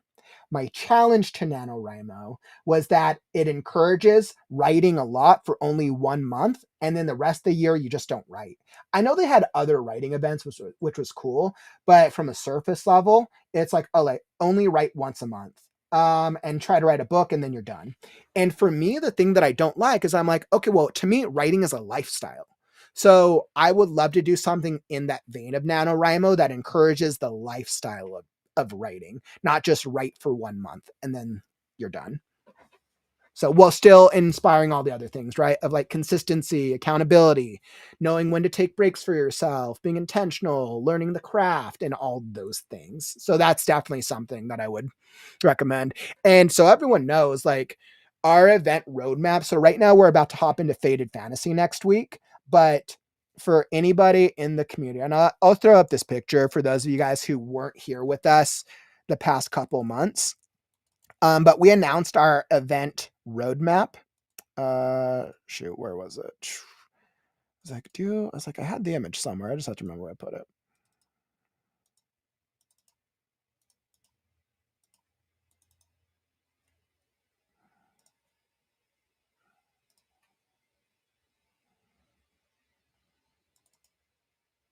Perfect. Okay, so I found it. So for anybody who's not familiar with our event roadmap for 2025, this is what our events look like for this year.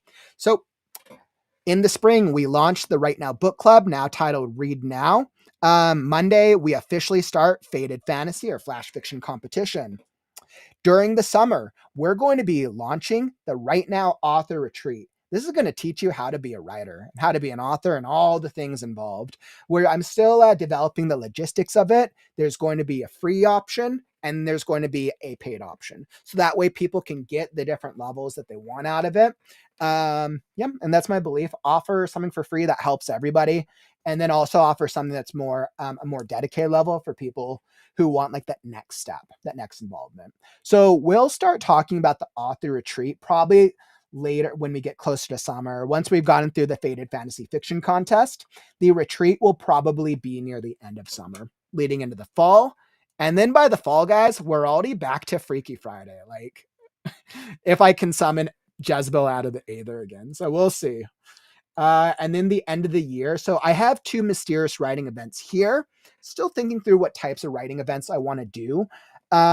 Based on timeline, this might just be reduced to our November, whatever we want to do for NaNoWriMo.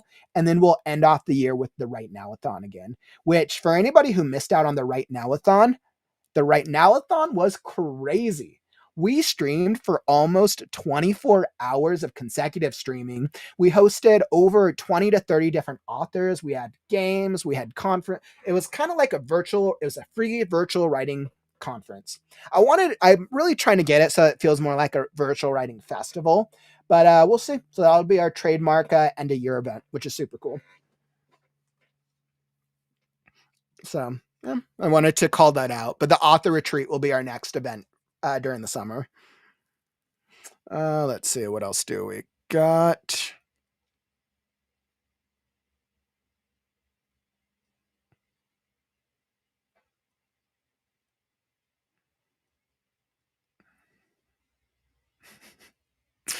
Courtney, you do bring up a good point of like modding on the other platforms. I think Twitch might be another platform. Courtney, we'll talk about this offline because I think this is actually a good conversation to have.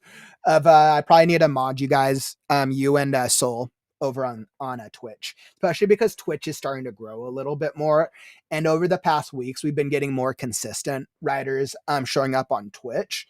So yeah, I mean, when you start growing on a platform, you also end up bringing on trolls. So I'm not surprised.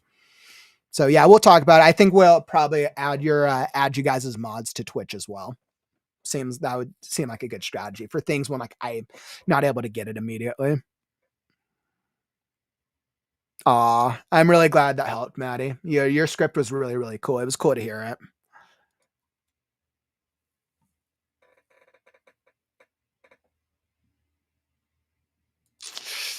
And right, I'm like, this is what's interesting, right? So like, plus having one intellectually challenged individual turn up to derail the stream has opened a bunch of really interesting questions and discussion.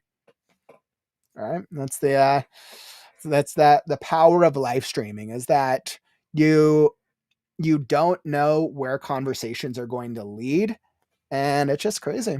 It's crazy. Mm-hmm.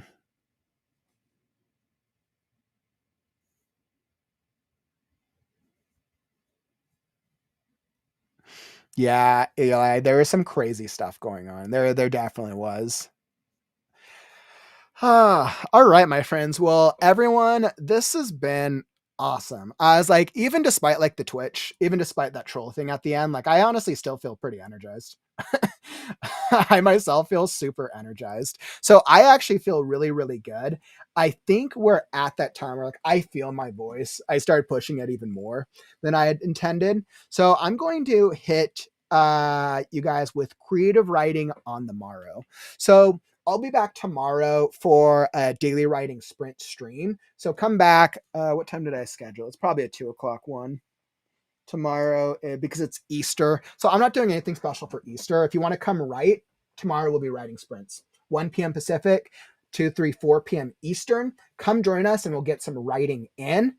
And if you're like still wanting the writing vibe and you don't want this to end, Chat Soul is hosting our Saturday night or Saturday late afternoon, early evening writing sprint streams over on Discord. go hop over into the Discord, go join Chat Soul. If you want to join us for a writing sprint session, this is led by Soul in the WriteNow Discord. I'll drop the Discord link for anybody who's not a member if you guys want to come hang out with the other writers and still get some more work done.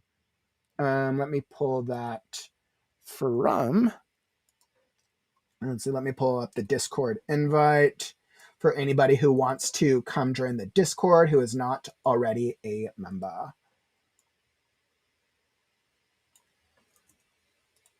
Let me make sure Discord link is still good. Yes.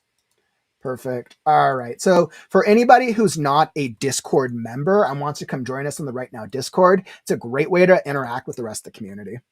There you go, guys. For anybody who's not, and if you still want to keep the writing vibe going, come join over on Discord. It's a great way for us to still get some writing in. If you're wanting to kick back and keep watching stuff, go check out the Reading Sprints for Storytellers playlist that has all of our videos.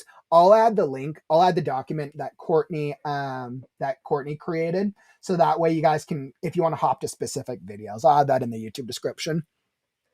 And if you like this stream, tap that button on the way out. Help us show the algorithm that writing streams are cool. All right, my friends, this has been a great critique stream, but unfortunately, that brings us to the end of the stream. Don't forget, words are wind, but stories are forever. I'm Kauffman, and I'll catch you on the morrow. Stay creative, writers. Right now. Right now. Right now. Right now. Right now. Because it's time.